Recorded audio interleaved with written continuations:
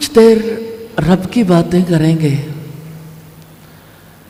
اس لیے کہ زندگی میں ہمارے پاس اس سے بڑی کوئی دولت نہیں ہے، اور زندگی کے بعد بھی اس سے بڑی کوئی دولت نہیں ہے۔ سب سے بڑا دولت مند وہ ہے جسے اپنے رب کی پہچان مل جائے، ہر موقع پر جسے اپنا رب یاد آ جائے۔ آج کچھ سوالات آپ سے کرنا چاہتی ہوں، آپ اپنے آپ سے بھی سوال کیجیے گا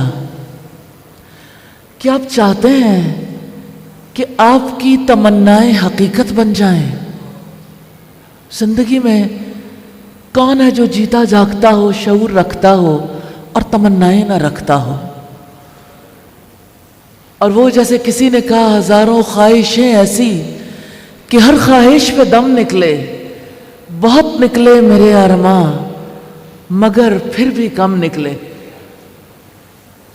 کیا آپ کی یہ تمنا ہے کہ آپ کی دل پسند چیزیں آپ کو مل جائیں؟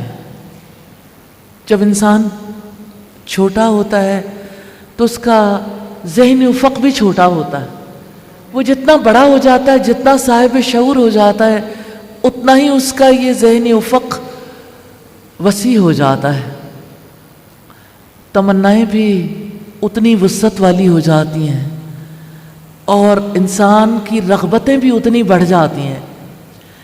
کیا آپ کو پسند ہے کہ آپ کے سارے شوق پورے ہو جائیں؟ بھائی ایسا تھوڑی ہوتا ہے کہ انسان کو صرف اپنے لباسی کا شوق ہو یا مالی کا شوق ہو یا گھر کا شوق ہو یا اسی طرح سے کسی کو کھانے پینے کا شوق ہو۔ اللہ کے رسول صلی اللہ علیہ وسلم نے بھی فرمایا تھا، وَالشَّوْقُ مَرْكَبِي، شوق تو میری سواری ہے۔ شوق تو زندگی کی علامت ہے۔ شوق ہو تو دنیا کے کاروبار چلتے ہیں۔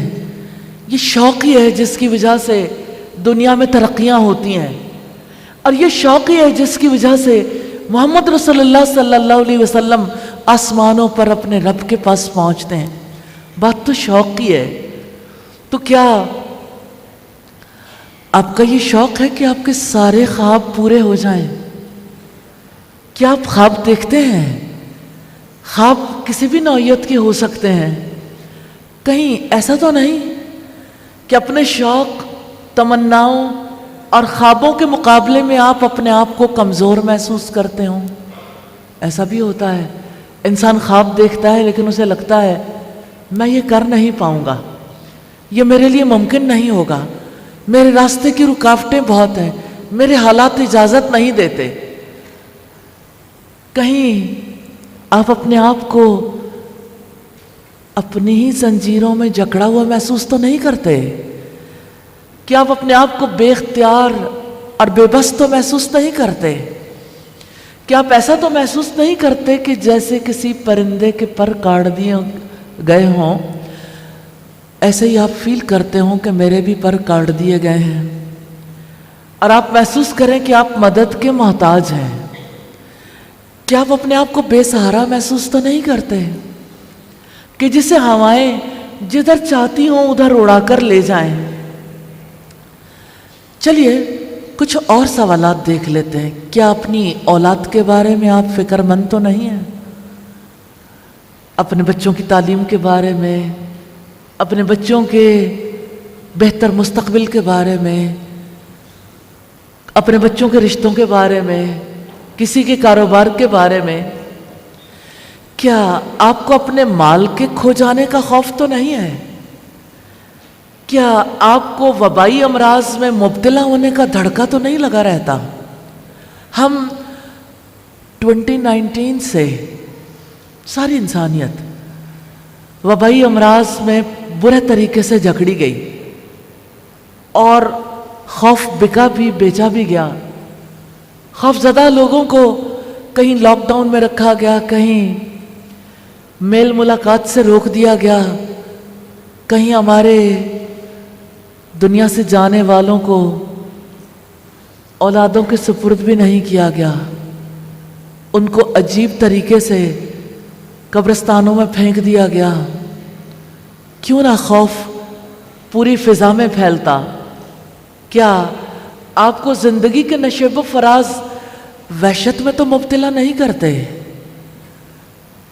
کبھی کے دن لمبے کبھی کی راتیں، کیا آپ اپنی اولاد، اپنے مال، اپنی صحت، اپنی زندگی کو کسی ایسی ہستی کے پاس جمع کرانا چاہتے ہیں جو امانتیں ضائع نہ کرے، جس کے سپرد کی ہوئی کوئی چیز کبھی ضائع نہیں ہوتی؟ تو اللہ پاک کے نام الوکیل کی روشنی میں آ جائیں، اس شاندار نام کو پہچانیے، اس کے معنی کی گہرائیوں میں غوطہ زنی کریں، اپنے آپ کو بے بسی اور اضطراب سے نجات دلائیں۔ ریلی آج کی سوسائٹی ایسی پروون ہے، ریسرچز اس کے اوپر ہو چکی ہیں، اور دنیا میں کتنے ممالک ہیں جہاں بیسٹ سیلنگ میڈیسن ڈپریشن کی ہے۔ ڈپریشن سب سے زیادہ ابھرتا ہوا مرض ہے پوری دنیا کا، اور لاک ڈاؤن میں رکھے گئے انسان اور وہ لوگ جو ایک وائرس سے اتنے ڈرا دیے گئے جس کی وجہ سے انہیں لگتا تھا کہ شاید گھر سے منہ باہر نکالا یا کسی انسان سے مل لیے یا کسی کا ہاتھ چھو گیا تو جانے کیا ہو جائے۔ ہم سب نے ایسی زندگی گزاری ہے کہ پچھلے کچھ عرصے میں ہمارے ساتھ اس طرح کے حالات و واقعات بیتے ہیں۔ بے بسی اور اضطراب کا بڑا گہرا تعلق ہے۔ جب انسان بے بس ہو جاتا ہے نا تو مضطرب ہو جاتا ہے، اور اضطراب انسان کو کہیں کا رہنے نہیں دیتا۔ کتنی ضرورت ہے ہمیں، ریلی ہم حاجت مند ہیں، ضرورت مند ہیں اس بات کے کہ کوئی ہمارے لیے کافی ہو جائے۔ سچی بات یہ ہے، کوئی انسان دنیا میں، کوئی مال ایسا نہیں، انسان کے لیے کوئی سیکیورٹی ایسی نہیں جس کی وجہ سے انسان مطمئن ہو جائے۔ انسان جس کے بعد ایسی کنٹینٹمنٹ میں آ جائے کہ اسے پھر کسی چیز کی کوئی پرواہ نہ رہے۔ میں تاریخ کے اوراق الٹ کے ایک مثال آپ کے سامنے رکھنا چاہتی ہوں۔ ہم اسے بعد میں ایک چھوٹی سی پوئم کی صورت میں بھی دیکھیں گے۔ اللہ تعالیٰ کے ایک نبی جو حضرت ابراہیم علیہ السلام کے پوتے کے بیٹے تھے، پڑ پوتے، یوسف علیہ السلام کی بات آپ کے سامنے رکھنا چاہتی ہوں۔ رسول اللہ صلی اللہ علیہ وسلم نے ان کے بارے میں فرمایا، شریف ابن شریف ابن شریف ابن شریف، یعنی پشت در پشت نبوت اس خاندان میں آئی، اور یہ چوتھی پشت ہے، اور چوتھی پشت میں کیسے 12 بھائی تھے، 2 ایک ماں سے، 10 ایک ماں سے۔ جب یوسف علیہ السلام کو اندھے کنویں میں ڈالا گیا، آپ ایک لمحے کے لیے تصور تو کر کے دیکھیں، اپنے آپ کو اس اندھے کنویں میں محسوس کر کے دیکھیں۔ 1 گھنٹہ گزر گیا، 2، 10، 12، 20، 24، 1 دن گزر گیا، دوسرا بھی، تیسرا بھی۔ کھانا پینا بنیادی ضرورت ہے، آرام بھی انسان کی ضرورت ہے۔ ایک لمحے کو آنکھ لگے تو کنویں میں ڈوب جائیں تو جائیں کہاں، نکلنے کا کوئی راستہ نہیں۔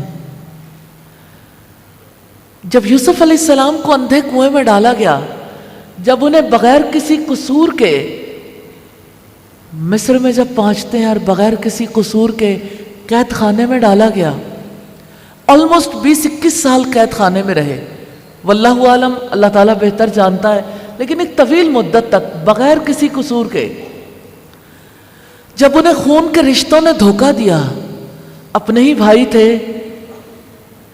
تو انہوں نے کہا اللہ تعالیٰ میرے لیے کافی ہے، اللہ اکبر، اس اندھے کنویں میں اپنے آپ کو لے جا کر پھر محسوس کریں یہ الفاظ مرہم نہیں ہے تو اور کیا ہے، اللہ تعالیٰ میرے لیے کافی ہے۔ یوسف علیہ السلام نے اللہ تعالیٰ پر توکل کیا۔ وہ بھی کیا وقت تھا جب یوسف علیہ السلام غلام بنا لیے گئے، جب ان سے رات دن کام لیا گیا۔ ایک نبی کے بیٹے ہیں اور نبی بننے والے ہیں۔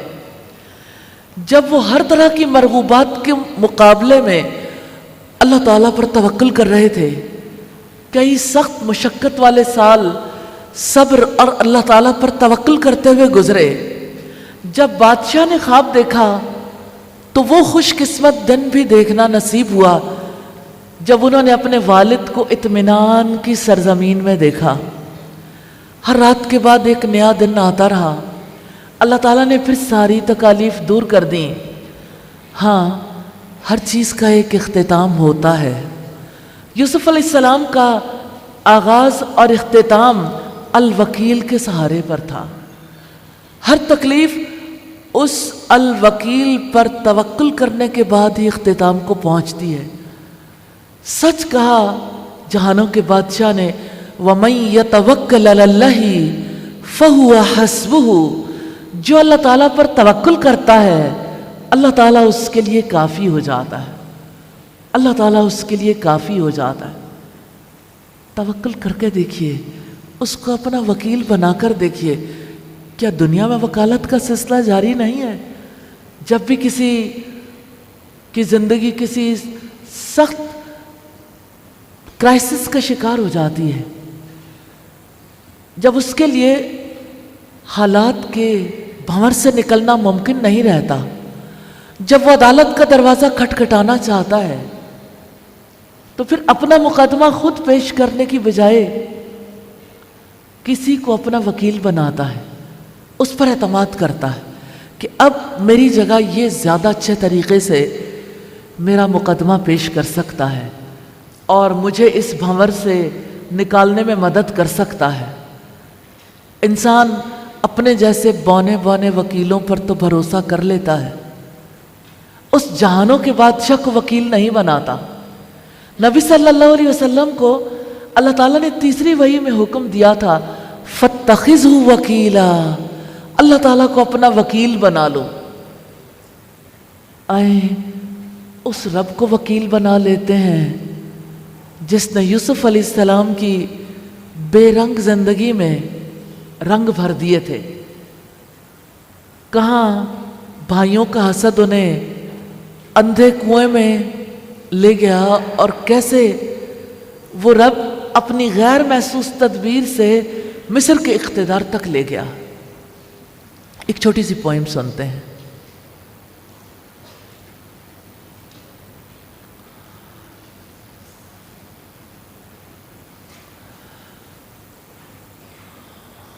He was thrown in the well, locked in the dungeon, betrayed by his own flesh and blood, convicted of what he did not. Handsome Yusuf sighed, Allah is enough for me. Handsome Yusuf sighed, Allah is enough for me. Taken in as a slave, made to work night and day, resisting all temptation, Allah is enough for me. Until the king had a dream, many hard years had gone by, patience and repentance, Allah is enough for me. Till the fortunate day, there he sees his father in the land of content. Allah is enough for me. Handsome Yusuf cried, Allah is enough for me. Every night brings a new day. Allah alleviates all pain. Everything has its end. Allah is enough for me. Everything has its end. Allah is enough for me. Everything has its end. Allah is enough.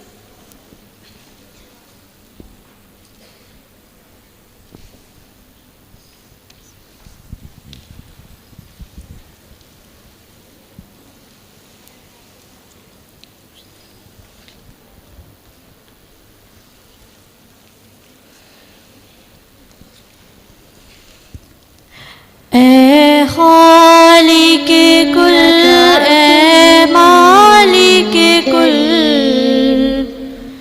اے عالم کل، اے قادر کل، رحمان ہے تو، سبحان ہے تو، ہر شے پہ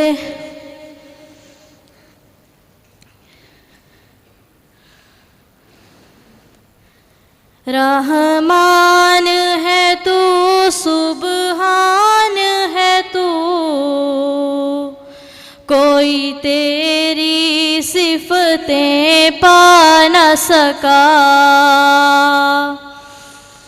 ہر شے پہ تصرف ہے تیرا، جب حکم کیا تب می برسا،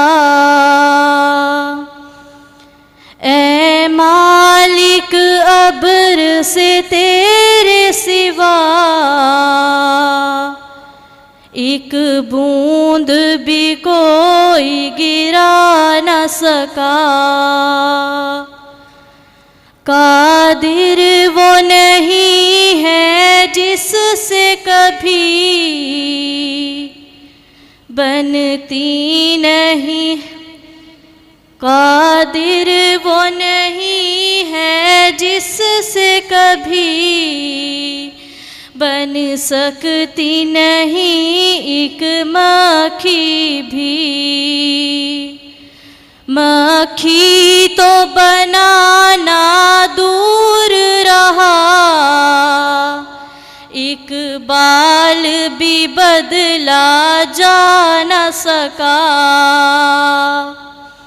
مخلوق ہے وہ مجبور ہے وہ، محکوم ہے وہ مختار نہیں، جو ذوق و زہر سے سقم و اجل سے اپنی جان بچا نہ سکا،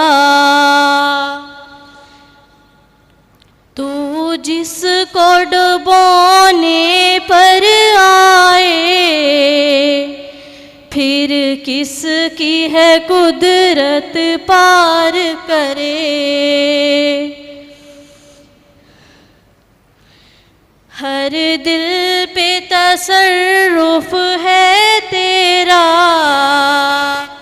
ایمان ہے تیری ایک عطا،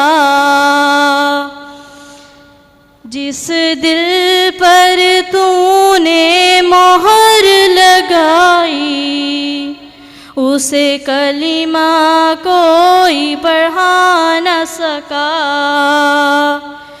زندے ہے وسیلہ زندوں کا، دنیا زندے ہے وسیلہ زندوں کا، زندے ہی تعاون کرتے ہیں، کوئی مردہ نکل کے تربت سے دنیا کے کام بنا نہ سکا، مردوں کو اٹھاتے ہیں زندے، جا کر دفناتے ہیں زندے۔ اے خالق کل، اے مالک کل، اے قادر کل، اے عالم کل، سبحان ہے تو، رحمان ہے تو، کوئی تیری صفتیں پا نہ سکا۔ جزاک اللہ خیر۔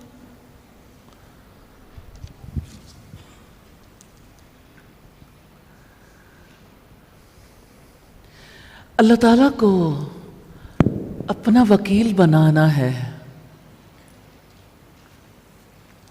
کیونکہ ہم نے ایسی زندگی گزارنی ہے جس زندگی میں مشکلات بھی ہیں، مصائب بھی ہیں، بیماریاں بھی ہیں، جس میں ہمارے دشمن بھی ہیں، جس میں ہمارے لیے سختیاں ہیں، جس میں ہمارے لیے ہر طرح کا ماحول ہے۔ اور وکیل کون ہوتا ہے؟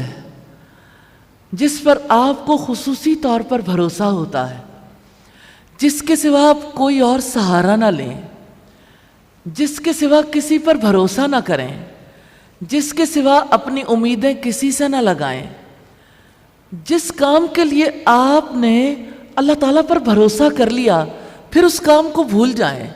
وَمَن يَتَوَكَّلْ عَلَى اللَّهِ فَهُوَ حَسْبُهُ، جو اللہ تعالیٰ پر توکل کرتا ہے اللہ تعالیٰ اس کے لیے کافی ہو جاتا ہے۔ اور اللہ تعالیٰ کا فرمان ہے کہ ایمان والوں کو اللہ تعالیٰ ہی پر توکل کرنا چاہیے۔ اگر آپ کسی پر بھروسہ کرتے ہیں تو وہ آپ کے معاملے کو بہتر انداز میں لے کے چل سکتا ہے، لیکن دنیا میں ہم جس پہ بھروسہ کرتے ہیں ضروری نہیں کہ وہ ہمارے بھروسے کی لاج رکھ لے۔ جب آپ اس ذات پہ بھروسہ کرتے ہیں جس کے پاس آسمان اور زمین کے خزانے ہیں، پھر کیسے ممکن ہے کہ آپ کا کام نہ ہو؟ کیسے ممکن ہے؟ سوچئے، آخر اس کے لیے کیا مشکل ہے، اس کے لیے کیا رکاوٹ ہے، اس کے لیے کیا دیر ہے؟ اور جس کام نے ضرور ہو جانا ہو اس کے بارے میں کون فکر مند ہوتا ہے؟ اللہ تعالیٰ اپنے بارے میں فرماتا ہے رب المشرق والمغرب، رب ہے مشرق و مغرب کا، لا الہ الا ہوا فاتخذہ وکیلا، اس کے علاوہ کوئی معبود نہیں، اسی کو اپنا وکیل بنا لو۔ یہ سورہ المزمل کی آیت نمبر 9 ہے۔ تو مشرق اور مغرب کا رب آپ کو حکم دیتا ہے کہ آپ اسے اپنا وکیل بنا لیں۔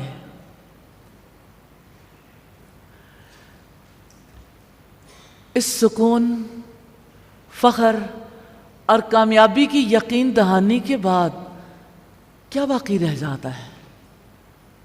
یقین دہانی تو اس نے کرائی ہے کہ دیکھو مجھ پہ بھروسہ کرو گے نا، مشرق اور مغرب کا مالک ہوں، آپ مجھے وکیل بنا کر تو دیکھو، آپ کبھی گھاٹے میں نہیں رہو گے۔ آپ کی مشکل دور نہ کر دوں تو پھر کہنا۔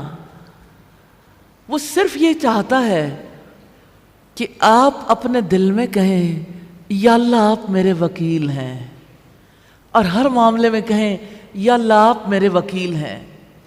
کیا روئے زمین پر ایسا کوئی مالدار آدمی ہے جو آپ کو کہے کہ میرے سوا کسی کی مدد نہ لینا،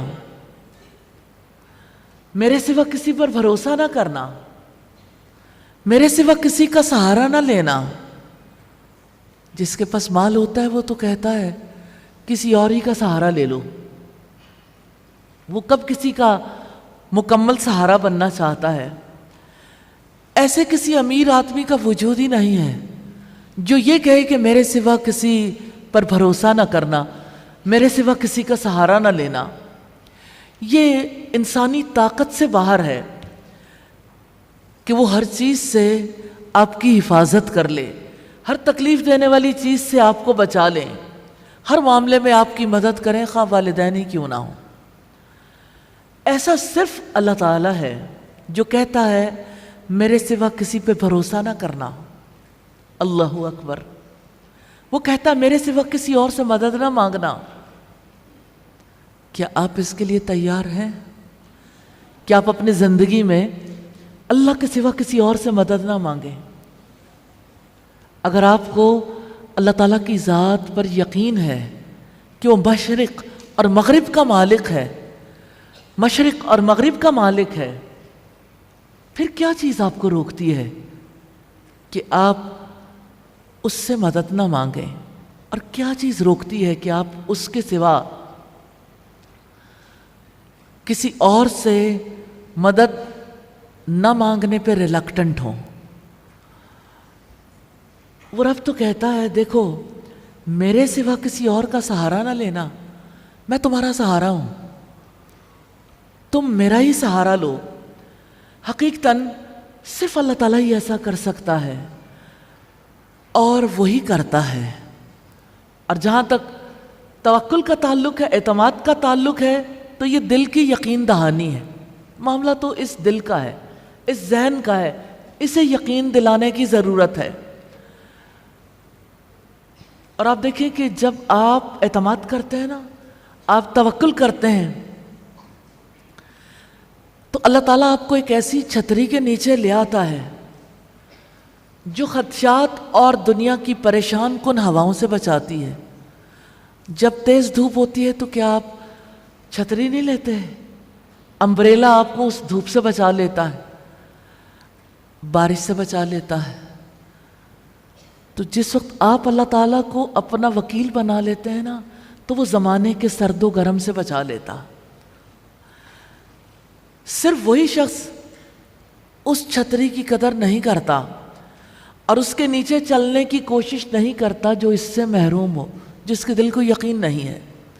یقین کرنے والا تو اس چھتری سے کہیں اور جانا ہی نہیں چاہتا۔ سب سے بڑا بادشاہ، سب سے اچھا رب آپ کو حکم دیتا ہے فَاتَّخِذُوا وَكِيلًا، آپ اللہ تعالیٰ کو اپنا وکیل بنا لو، اپنی ضرورتوں کو صرف اس کے سامنے رکھیں۔ انسان کو بھوک لگتی ہے، پیاس لگتی ہے، انسان کو لباس کی ضرورت ہوتی ہے، انسان کو تکلیف ہوتی ہے، پریشانی ہوتی ہے، انسان بیمار ہو جاتے ہیں۔ آپ کو جب کوئی تکلیف ہوتی ہے سب سے پہلے کس سے کہتے ہیں؟ اگر بچے ہوں تو وہ ماں باپ کو کہتے ہیں، ماں، ہائے امی، ہائے امی۔ کہنے والا ہائے اللہ کب کہے گا؟ یا اللہ کب کہے گا؟ اللہ تعالیٰ تو یہ چاہتے ہیں کہ بندہ یا اللہ کہنے کی پوزیشن میں آ جائے۔ اللہ تعالیٰ آپ سے یہ کہتا ہے اپنی ضرورتوں کو میرے سامنے رکھو، میرے سوا کسی اور کے سامنے مت رکھو۔ اپنے آپ کو خیانت کے تیروں سے بچانے کے لیے اللہ تعالیٰ کی طرف رجوع کر لیں، اپنے تمام معاملات کو بہترین طریقے سے چلانے کے لیے اللہ تعالیٰ پر بھروسہ کر لیں۔ اب سوال یہ ہے کہ آپ کس چیز کا انتظار کر رہے ہیں؟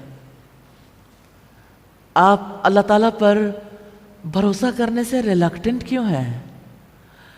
کیا چیز ہے جو آپ اس آفر کو قبول نہیں کر رہے؟ اندر سے کھوجیں، کیا چیز ہے جو اللہ تعالیٰ کی آفر کو قبول نہیں کرنے دیتی؟ کون ہے جو اللہ تعالیٰ سے بڑھ کر آپ کو فوائد دے رہا ہو؟ جب تک آپ اس کے سوا دوسروں کا دامن تھامے رہیں گے، اللہ تعالیٰ کا دامن کیسے تھامیں گے؟ کہیں ایسا تو نہیں کہ آپ نے اللہ تعالیٰ کے ماں سوا کسی اور کو اپنا وکیل بنا رکھا ہو؟ ایسا ہوتا ہے۔ جیسے اللہ تعالیٰ فرماتے ہیں افرائیت من اتخذ الہہ ہواہ، کہ آپ نے ایسے شخص کو دیکھا جس نے اپنی خواہشات کو اپنا معبود بنا لیا ہو؟ اور کتنے ہی لوگ ہیں جیسے بیویاں شوہروں پر بھروسہ کرتی ہیں، والدین اپنی جب بوڑھے ہو جاتے ہیں اپنی اولاد پہ بھروسہ کرتے ہیں، بچے والدین کی طرف دیکھتے ہیں اپنی ضروریات کو پورا کرنے کے لیے، اور اسی طرح سو آن اینڈ سو فورتھ، جہاں تک بھی چلے جائیں انسانوں پر ایزیلی بھروسہ کر لیتے ہیں، منہ کی بھی آسانی سے کھا لیتے ہیں، پھر بھی بھروسہ کرتے رہتے ہیں۔ لیکن آخر ہمیں دیکھنا تو ہے وہ کیا چیز ہے جو اللہ تعالیٰ پر بھروسہ نہیں کرنے دیتی۔ یاد رکھیے گا، جو اللہ کے ماں سوا دوسروں کا دامن چھوڑے گا وہی اللہ تعالیٰ کا دامن پکڑے گا۔ جب تک انسان دوسرے سہاروں کی تلاش کرتا رہتا ہے، ان پر بھروسہ کرتا رہتا ہے، اس کے پاس اللہ تعالیٰ پر بھروسہ کرنے کا وقت ہی نہیں بچتا، اس کی زندگی میں اللہ تعالیٰ پر بھروسہ کرنے کا موڑ ہی نہیں آتا۔ آپ اپنی زندگی میں دیکھیں آپ کا اعتماد کس پر ہے، آپ سچے دل سے اندر سے جائزہ لیں اور اللہ تعالیٰ سے دعا کریں، یا اللہ مجھے دکھا دے میں کس پر اعتماد کرتی ہوں۔ کریں گے دعا؟ ابھی کر لیں، اپنے رب سے کہہ دیں کہ اللہ مجھے تو سمجھ نہیں آتی، لیکن آپ مجھے دکھا دیں کہ میرا بھروسہ کس پر ہے، میرا اعتماد کس پر ہے۔ کتنے ہی لوگ ہیں جو اپنے ڈگری پر اعتماد کرتے ہیں، کتنے لوگ ہیں جو اپنے مال پر اعتماد کرتے ہیں، کتنے لوگ ہیں جو اپنے اقتدار پر اعتماد کرتے ہیں، کتنے لوگ ہیں جو سوسائٹی کے بڑوں کے ساتھ تعلق کی وجہ سے ان پر اعتماد کرتے ہیں۔ اعتماد تو آپ جانتے ہی ہیں کہ انسان کہاں کہاں کرتا ہے۔ آپ کو محسوس ہوگا کہ اللہ تعالیٰ نے کچھ فطری رشتے بنائے ہیں جن پر آپ اعتماد کرتے ہیں، ماں باپ پر، اولاد پر، شوہر بیوی پر، بیوی شوہر پر، دوستوں پر، رشتہ داروں پر۔ ہمارے اعتماد کے کتنے سلسلے ہیں۔ ذرا سا اعتماد ٹوٹتا ہے نا، ٹرسٹ بریک ہوتا ہے تو کس طرح جان پر بن جاتی ہے۔ کیا آپ میں سے کوئی ایسا ہے؟ میں آپ سے پوچھ سکتی ہوں کہ زندگی میں کبھی آپ کا اعتماد کسی نے توڑا ہو؟ ذرا ہینڈ ریز کریں، کس کس کا اعتماد ٹوٹا ہوا ہے؟ اب آپ دیکھیں، اس کے باوجود کہ سب کا اعتماد کوئی نہ کوئی توڑ چکا آلموسٹ، اس کے باوجود انسانوں پر اعتماد کرنا آسان لگتا ہے اللہ تعالیٰ پر اعتماد کرنے کے مقابلے میں۔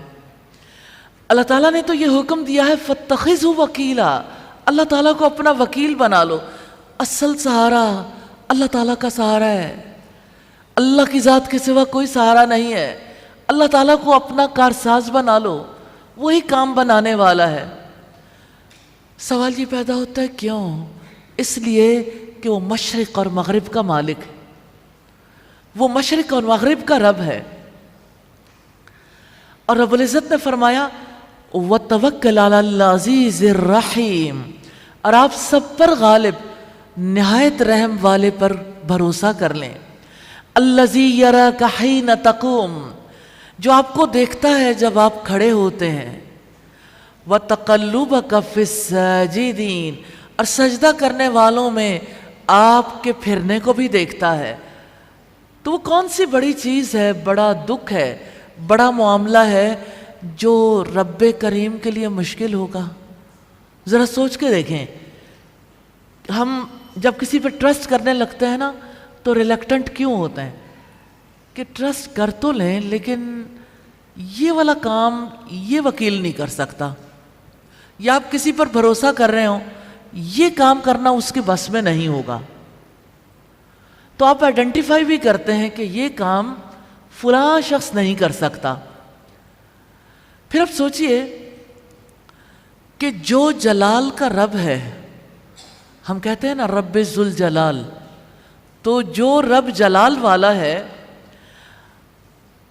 اس رب کے سامنے، عظمت والے رب کی مرضی کے سامنے آپ کی فکریں کیسے ٹھہر سکتی ہیں، آپ کی پریشانیاں کیسے ٹھہر سکتی ہیں؟ سب سے بڑی چیز کیا ہے جس کے لیے اللہ تعالیٰ پر آپ بھروسہ کرتے ہیں؟ وہ آپ کی عبادت ہے، جس کے لیے آپ اللہ تعالیٰ پر بھروسہ کرتے ہیں۔ جب آپ اپنے ارد گرد کی تمام چیزوں کو ترک کر کے اپنی زبان سے پہلے اپنے دل سے کہتے ہیں اِيَّاكَ نَعْبُدُ وَإِيَّاكَ نَسْتَعِينُ، ہم صرف تیری عبادت کرتے ہیں اور صرف تجھ سے مدد مانگتے ہیں. اب اس کی عبادت کے لیے اس کی مدد اور اس سے طاقت طلب کرتے ہیں. ہم عبادت بھی نہیں کر سکتے. کیا اللہ کے حبیب نے یہ دعا نہیں سکھائی؟ اللہم اعنی علی ذکرک و شکرک و حسن عبادتک. اللہ میری مدد فرما دے اپنا ذکر کرنے پر، اپنا شکر ادا کرنے پر اور اپنی اچھی عبادت پر. آپ چاہتے ہیں کہ میری نمازیں اچھی ہو جائیں تو اللہ تعالیٰ کو اپنا وکیل بنا لیں، اس پر بھروسہ کر لیں، اس کے حوالے کریں اپنی نماز کو، اس سے کہیں یا اللہ تو میری مدد کر دے. آپ چاہتے ہیں کہ میری زبان ذکر کرنے والی زبان بن جائے تو آپ اللہ تعالیٰ سے مدد مانگیں، آپ اللہ تعالیٰ کو پکاریں. ایاک نعبد و ایاک نستعین، صرف آپ کی ہم عبادت کرتے ہیں. بیٹا آپ یہاں سے اٹھ جائیں، دونوں اٹھ جائیے. یس آپ لوگ سی گرین سکارفس میں جی بیٹا، 2 لوگ اٹھیں یہاں سے، اٹھ جائیں. جب رب کی باتیں ہونا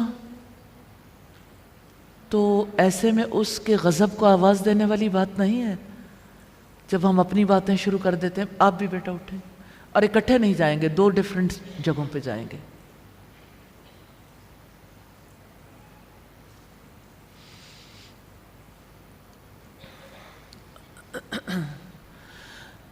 تو آپ دیکھیے، ایک موقع ہے ہمارے پاس. کسی کے لیے اپنے آپ کو کنٹرول کرنا بہت مشکل ہے. اس کا جی چاہتا ہے کہ اس موقع پہ میں کوئی کامنٹ دوں. آپ کو اپنا آپ سنبھالنا بڑا مشکل لگ رہا ہے. اب آپ کیا کریں؟ اللہ تعالیٰ کو اپنا وکیل بنا لیں، اللہ تعالیٰ کے سامنے اپنی بات رکھیں. کتنی پیاری دعا ہے جو نبی صلی اللہ علیہ وسلم نے سکھائی، اس میں بھی اسی وکالت کی بات ہے. اللہ کے رسول صلی اللہ علیہ وسلم نے فرمایا اللہم رحمتک ارجو، یا اللہ میں تیری رحمت کا امیدوار ہوں. فلا تکلنی الی نفسی طرفۃ عین، مجھے میرے نفس کے حوالے ایک لمحے کے لیے نہ کرنا. وَأَصْلِحْ لِي شَأْنِي كُلَّهُ لَا إِلَهَ إِلَّا أَنْتَ، میرے حالات کی اصلاح کر دینا، تیرے سوا کوئی معبود نہیں. اب یہ جو بات ہے نا وَلَا تَكِلْنِي، تو مجھے حوالے نہ کرنا، یہی وہ معاملہ ہے جو اللہ تعالیٰ اپنے لیے چاہتے ہیں کہ آپ اپنے ضرورت کو، پریشانی کو، اپنی مانگ کو میرے حوالے کر دو. اور ہم اپنے رب سے کہتے ہیں یا اللہ مجھے میری ذات کے حوالے نہ کرنا، کہ مجھے اپنے اوپر بھروسہ نہیں ہے، مجھے تجھ پر بھروسہ ہے، تو مجھے میرے حوالے نہ کرنا. اور اللہ تعالیٰ جب کسی کی برائی دیکھتے ہیں نا، یہ دیکھتے ہیں کہ کوئی انسان مجھے بھول گیا ہے، تو اللہ تعالیٰ سب سے پہلا کام یہ کرتے ہیں کہ اس انسان کو اپنا آپ بھلا دیتے ہیں. قرآن مجید کی سورہ الحشر میں رب العزت نے فرمایا وَلَا تَكُونُوا كَالَّذِينَ نَسُوا اللَّهَ، ان لوگوں کی طرح نہ ہو جانا جنہوں نے اللہ تعالیٰ کو بھلا دیا. فَأَنسَاهُمْ أَنفُسَهُمْ، تو اللہ تعالیٰ نے انہیں ان کی جانیں بھلا دی. اللہ تعالیٰ نے انہیں اپنی فکر کرنے سے روک دیا، مستقبل کی یاد ہی نہیں، انہیں پتہ ہی نہیں ہم دنیا میں کیا کرنے آئے تھے، ہم کدھر جا رہے ہیں اور کیوں جا رہے ہیں. دیکھیں، ایک تو ہے کہ صرف غفلت رہے انسان کی زندگی میں. کیا آپ نے دنیا میں ایسے لوگوں کو نہیں دیکھا جو ذہنی امراض کا شکار ہو جاتے ہیں، ڈپریشن میں مبتلا ہو جاتے ہیں، ماحول سے بیگانہ ہو جاتے ہیں، اپنے آپ سے بھی بیگانہ ہو جاتے ہیں؟ آپ نے کبھی کسی ایسے انسان کو دیکھا ہے جو اپنے ہی سر پہ مٹی ڈال رہا ہو، جس کو اپنے لباس کی بھی فکر نہیں، جس کو اس بات کی بھی فکر نہیں کہ لوگ میرے بارے میں کیا کہتے ہیں؟ تو جس کو اپنا رب یاد نہیں رہتا اللہ تعالیٰ اسے اپنی جان ہی بھلا دیتا ہے. اس کو کبھی یاد نہیں آتا میں نے مرنا ہے، مرنے کے بعد میں نے جواب دینا ہے، اور وہ حال مست اور مال مست رہتا ہے. تو ہم دیکھ رہے تھے کہ ہم اللہ تعالیٰ سے اس کی عبادت کے لیے مدد طلب کرتے ہیں، اس سے طاقت طلب کرتے ہیں، اور یہ ناممکن ہے کہ آپ اللہ تعالیٰ سے عبادت کرنے کی دعا کریں. آپ اللہ تعالیٰ کو اپنی عبادت کرنے، اپنے پر پورا بھروسہ کرنے کی فریاد کریں، وہ اس پر آپ کو مایوس کر دے، یہ ہو ہی نہیں سکتا. آپ کی فریاد نہیں ہوگی. آپ نے ایسے ہی جیسے راہ چلتے کوئی بات کر دیتا ہے، کیجولی کو بات کہی ہوگی. دعائیں بھی تو ایسی ہوتی ہیں نا جو انسان کیجولی کر دیتا ہے، اچھا یہ کام ہو جائے. تو ظاہر ہے کہ ایسے تو اس کو تو دعا نہیں کہتے کہ آپ کہہ دیں کہ اچھا یہ ہو جائے. دیکھیں جب آپ دعا کرتے ہیں نا تو اس میں کوئی تعلق کا اظہار تو ہونا چاہیے. آپ جب کسی سے کوئی تعلق رکھے بنا دنیا میں بھی کچھ کہتے ہیں یوں ہی کسی کے پاس سے گزرتے ہوئے، تو اکثر ایسا ہوتا ہے اسے پتہ بھی نہیں چلتا. اللہ تعالیٰ کے نوٹس میں آتی ہیں باتیں، لیکن دعا تب قبول ہوتی ہے جس وقت انسان پورے ہوش و آواز سے دل کی گہرائیوں سے اللہ تعالیٰ سے طلب کرتا. تو اللہ تعالیٰ سے جو سچے دل سے دعا کی جاتی ہے وہ دعا کبھی رد نہیں کی جاتی، یا اسی وقت قبول ہو جاتی ہے، یا پوسٹ پون کر دی جاتی ہے، یا اللہ تعالیٰ آخرت میں اس کے لیے توشہ بنا دیتے ہیں. کیسے ممکن ہے کہ آپ اس کی عبادت کے لیے مدد مانگیں پھر وہ آپ کی مدد نہ کرے؟ رسول اللہ کی الفاظ بار بار دہرائیں اور ہم سب مل کے دہرائیں گے. اللہم اعنی علی ذکرک و شکرک و حسن عبادتک. اللہم اعنی علی ذکرک و شکرک و حسن عبادتک. اس دعا کو اپنے روزمرہ کے اسکیجول میں، اپنے سالانہ پلان میں، اپنی زندگی کے اہداف میں شامل کر لیں، کیونکہ اس کی وجہ سے آپ اللہ تعالیٰ کی پسندیدہ زندگی گزارنے کے قابل ہو سکتے ہیں. اگر آپ اس سے مدد مانگیں گے تو وہ آپ کی مدد کرے گا. ایسا ہو ہی نہیں سکتا کہ وہ آپ کی مدد نہ کرے. کوئی ایسی طاقت نہیں ہے جو آپ کی مدد سے اللہ تعالیٰ کو روک سکے. ایسا ہو نہیں سکتا. اس لیے دل سے اللہ تعالیٰ سے دعا کریں. اگر وہ اس میں آپ کی مدد نہیں کرتا تو کون ہے جو کچھ کر سکے؟ کوئی کچھ کر ہی نہیں سکتا. نہ ذکر، نہ شکر، نہ اس کی اچھی عبادت. پھر کیوں نہ اس سے مدد مانگیں؟ پھر کیوں نہ اس کو اپنا وکیل بنا لیں؟ اگر وہ ذکر میں، شکر میں، اچھی عبادت میں ہماری مدد نہیں کرے گا تو ہم دنیا اور آخرت میں محروم رہ جائیں گے. اس لیے دل سے اس سے مانگیے. حافظ ابن قیم کہتے ہیں، شیخ الاسلام امام ابن تیمیہ رحمہ اللہ فرماتے ہیں، سب سے افضل دعا اللہ تعالیٰ کو راضی کرنے کے لیے اس سے مدد مانگنا ہے. آپ اللہ تعالیٰ کو راضی کرنا چاہتے ہیں؟ کتنے لوگ ہیں جو راضی کرنا چاہتے ہیں؟ الحمدللہ رب العالمین. یا اللہ تو گواہ رہنا، تیری یہ ساری بندیاں تجھے راضی کرنے کے لیے آئی ہیں. تو جب آپ اللہ تعالیٰ کو راضی کرنا چاہتے ہیں تو اس کو راضی کرنے کے لیے اس کی مدد مانگ لیں. جب آپ اس کی مدد مانگیں گے تو اس کو اپنا وکیل بنائیں گے. اور یہ سب سے بہتر انداز میں سورہ الفاتحہ میں دعا پائی جاتی ہے، ایاک نعبد و ایاک نستعین.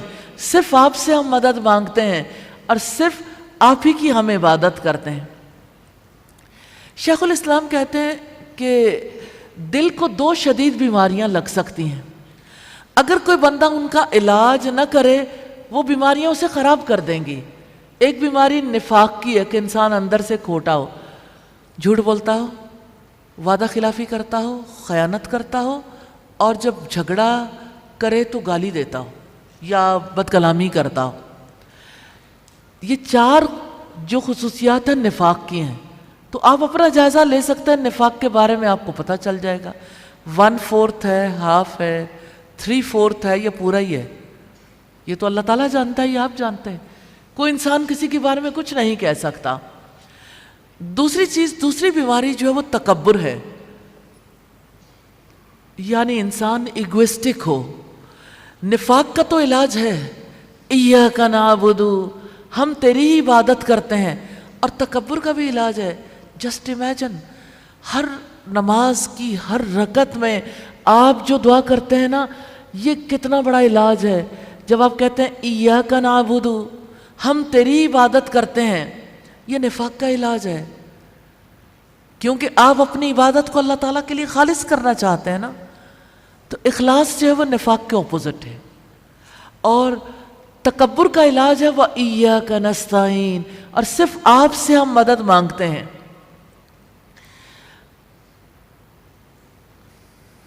حافظ ابن قیم کہتے ہیں، میں نے شیخ الاسلام امام ابن تیمیہ کو یہ فرماتے ہوئے سنا، ہم تیری ہی عبادت کرتے ہیں۔ جب ہم یہ بات کہتے ہیں ایاک نعبد و ایاک نستعین، تو اللہ تعالیٰ ہمیں نفاق سے بھی بچاتا ہے، تکبر سے بھی بچاتا ہے۔ اور میں ایک اور بات بھی آپ سے کہنا چاہتی ہوں، آپ ایاک نعبد و ایاک نستعین کے ساتھ جو دعا کریں گے، آپ کی دعا انشاءاللہ قبول ہوگی۔ یہ مقبول دعاؤں میں سے ہے، مقبول دعاؤں میں سے۔ نماز میں یا نماز کے علاوہ کون ہے جسے اس کی طلب نہ ہو کہ ہماری دعائیں قبول ہو جائیں؟ حتیٰ کہ ابھی ابھی جو نماز آپ نے پڑھی ہے نا، اس کا معاملہ بھی یہ کہ اگر اللہ تعالیٰ آپ کی مدد نہ کرتا تو آپ اسے کبھی ادا نہیں کر سکتے تھے۔ تو اللہ کی مدد پر اللہ تعالیٰ کا شکر ادا کرنے کی ضرورت ہے۔ اللہ تعالیٰ کے سامنے جھک جائیں، وہ مہربان ہے، بس اپنی ضرورتیں اس کے در پر لے آئیں۔ دیکھیں، کون انسان ہے جو ضروریات سے بے نیاز ہو؟ جو آپ کی ضرورت ہے نا، اسے کسی انسان سے نہیں کہنا، آپ نے اپنی ضرورت کو اپنے رب کے سامنے بیان کرنا ہے۔ اب دیکھیں، جب لوگ حج کرنے کے لیے جاتے تھے تو ان میں سے کچھ لوگ ایسے ہوتے تھے جو کوئی چیز حج کے لیے ساتھ نہیں لے کے جاتے تھے، اور اپنے آپ کو متوکلین کہتے تھے کہ ہم اللہ پر توکل کرنے والے ہیں۔ جو ہی وہ مکہ پہنچتے تو مانگنا شروع کر دیتے، اللہ اکبر، یعنی کہتے ہیں ہم توکل کرتے ہیں، اللہ پر بھروسہ کرتے ہیں، اور پھر لوگوں کے آگے ہاتھ پھیلا دیتے ہیں۔ اسے توکل تو نہیں کہتے، یہ تو اللہ کی شان ہی کے خلاف ہے۔ تو اپنی کوئی ضرورت کسی انسان کے سامنے نہیں لانی۔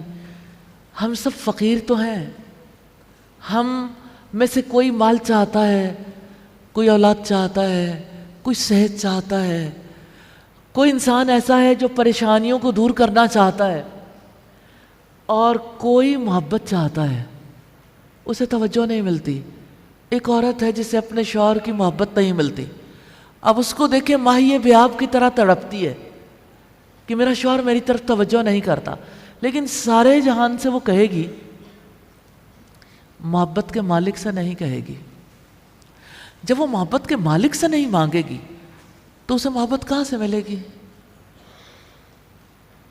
دیکھیں، آپ کوئی چیز خریدنے کے لیے جاتے ہیں مارکیٹ، تو آپ جس وقت خریدنے جاتے ہیں، اگر وہ چیز کسی مال پہ، کسی سٹور میں، کسی جگہ شاپ کیپر کے پاس موجود ہی نہیں ہے تو آپ اسے کیسے خریدیں گے؟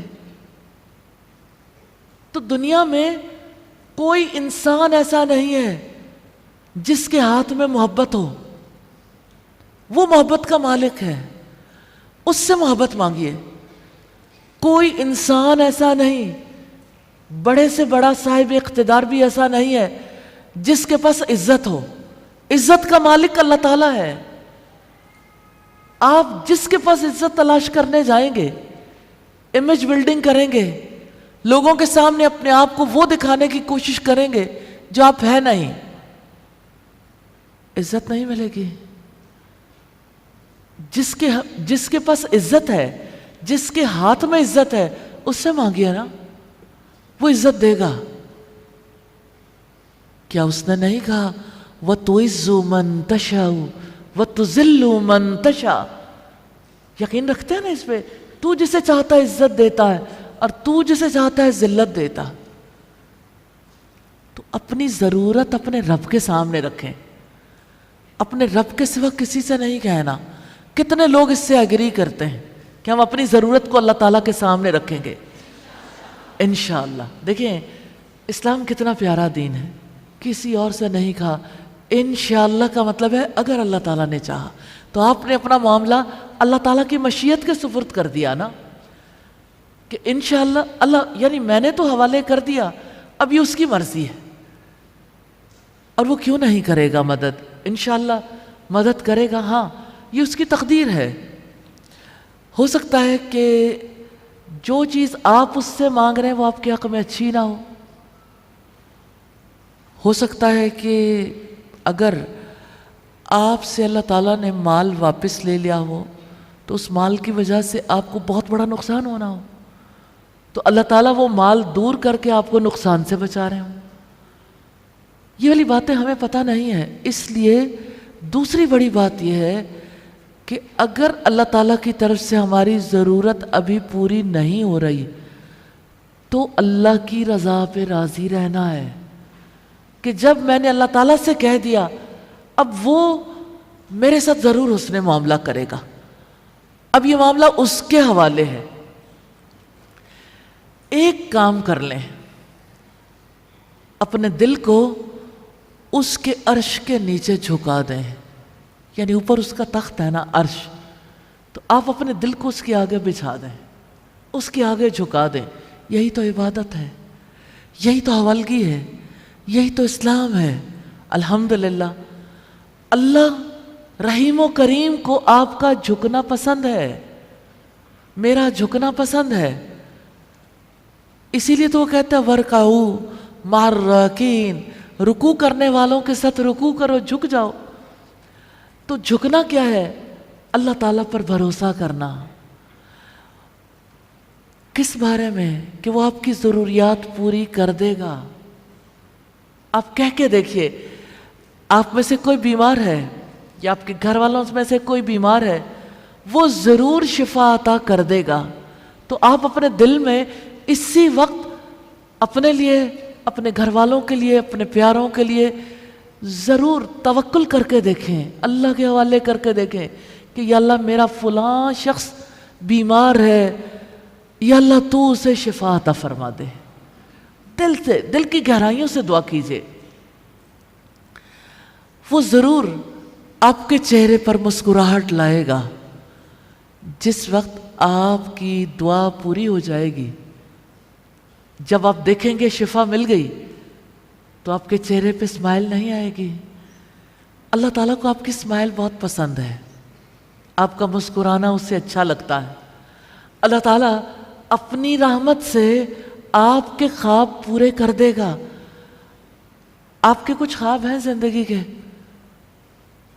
کتنے لوگ ہیں جنہوں نے زندگی میں کوئی نہ کوئی خواب بنا رکھا ہے؟ ہر کوئی خواب دیکھتا ہے، ہر کسی کے خواب ہیں۔ اور دیکھیں یہ بڑی رحمت ہے اللہ تعالیٰ کی کہ کوئی خواب رکھتا ہے زندگی کے، تو اللہ تعالیٰ اپنی رحمت سے خواب پورے کر دے گا انشاءاللہ۔ کیا آپ اللہ تعالیٰ پر بھروسہ کر سکتے ہیں؟ کیا آپ اپنے خواب پورے کرنے کے لیے اللہ تعالیٰ کو دے سکتے ہیں کہ اللہ تو نے میرے خواب پورے کرنے ہیں انشاءاللہ؟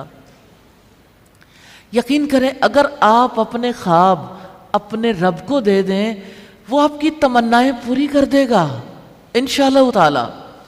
آپ کی مرغوب چیزیں آپ کے پاس لائی جائیں گی۔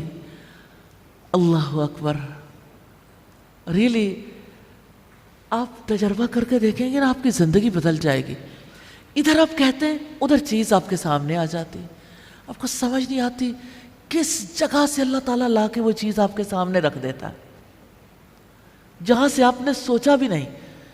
وہ توکل کی بات کرتا ہے نا تو وہ کہتا ہے وَيَرْزُقُهُ مِنْ حَيْثُ لَا يَحْتَسِبُ، وہ ایسی جگہ سے رزق دے گا جہاں سے کسی نے گمان بھی نہ کیا ہو۔ جہاں سے کسی نے سوچا بھی نہ ہو. اب ہم یہ چاہتے ہیں کہ ہمارا کوئی کام پورا ہو اور اسی واسطے سے پورا. اللہ تعالیٰ کا انتخاب ہے, وہ جہاں سے چاہے گا پورا کر دے گا. تو وہ جس کے لیے آپ نماز کے لیے کھڑے ہوتے ہیں, ابھی تھوڑی دیر پہلے جس کے لیے آپ قیام کر کے آئے ہیں, وہ جس کے لیے آپ اپنی پیشانی کو خاک آلود کرتے ہیں, وہ جس کے آگے آپ رکوع کرتے ہیں, وہ اس لائق ہے کہ آپ کی ضروریات وہ پوری کر دے اور آپ اپنی ضروریات کے لیے اس کی طرف لپکیں. آپ شفا پانے کے لیے اس پر بھروسہ کریں. آپ کو کوئی خوف لاحق ہے, کتنے لوگ ہیں جن کے دلوں میں کسی نہ کسی چیز کا خوف ہے. میں یہ باتیں سوال اس لیے کرتی ہوں کہ آپ لوگ اپنے اندر سے کھوجنے کے قابل ہو جائیں. اچھا, آپ اپنا خوف اللہ تعالیٰ کو دے دیں. آپ اللہ تعالیٰ سے کہیں یا اللہ میں نے آپ کی پناہ لے لی ہے, اب آپ نے مجھے اس خوف سے نکالنا ہے. اور آپ دیکھیں کتنے لوگ ہیں جن کے فوبیاز ڈیولپ ہو جاتے ہیں. جو آپ کے اندر ہے جس کی وجہ سے آپ مار کھا رہے ہیں زمانے میں, آپ کو کوئی حل نظر نہیں آتا. ہر دروازہ بند ہے, کوئی دروازہ کھلا ہوا نہیں ہے. یاد رکھیے گا جب سارے دروازے بند ہو جاتے ہیں نا, اللہ تعالیٰ کی طرف جانے والا دروازہ کھل جاتا ہے. وہ دروازہ کبھی بند نہیں ہوتا. لیکن میں ضرور آپ سے کہنا چاہتی ہوں کہ جو صحابہ کرام تھے نا, وہ اس بات کو سمجھتے تھے کہ اللہ تعالیٰ کی جانب سے رحمتیں کیسے نازل ہوں گی. ایک دفعہ لوگوں نے امیر المومنین سیدنا عمر فاروق سے کہا کہ بارشیں نہیں ہوتی, قحط پڑ گیا ہے, انسان جانور سب پریشان ہیں, آپ دعا کر دیں اللہ تعالیٰ بارش برسا دے. سیدنا عمر اٹھے, انہوں نے دعا کی اور ساری دعا استغفار پر مبنی تھی. لوگ آپ کے پاس آئے, کہنے لگے کہ اے امیر المومنین, ہم نے آپ سے بارش کی دعا کرنے کے لیے کہا, آپ سارا وقت استغفار کرتے رہے. تو امیر المومنین نے کہا میں نے آسمان کے وہ دروازے کھٹکھٹا دیے ہیں جہاں سے رحمت کی پھواریں برستی ہیں. تو یاد رکھیے گا یہ توبہ ہے, یہ استغفار ہے جس سے رحمت کے دروازے کھولتے ہیں, جس سے رحمتیں برستی ہیں. جتنا آپ استغفار کریں گے آپ کے لیے کشادگی ہوتی جائے گی. اگر آپ یہ پوچھیں رزق کی کنجی کیا ہے, استغفار ہے. اگر آپ یہ پوچھیں کسی بیمار کو شفا کیسے ملے گی, اللہ سے توبہ کر لیں, اللہ تعالیٰ کے حوالے کر دیں اپنے آپ کو, انشاءاللہ وہ سبب پیدا کر دے گا. اور آپ دیکھیے کہ آپ کے کتنے خواب ہیں. آپ جب خوف سے نکل آئیں, دیکھیے خوف کوئی اچھی چیز تھوڑی ہے, اللہ کے خوف کے ماں سوا کوئی خوف اچھا نہیں.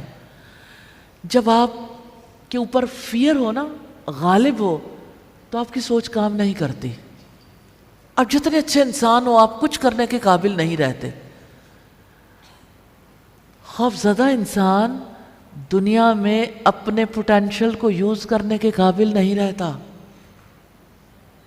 اللہ کا خوف ہو, اس کی وجہ سے نئی انرجی ملتی ہے.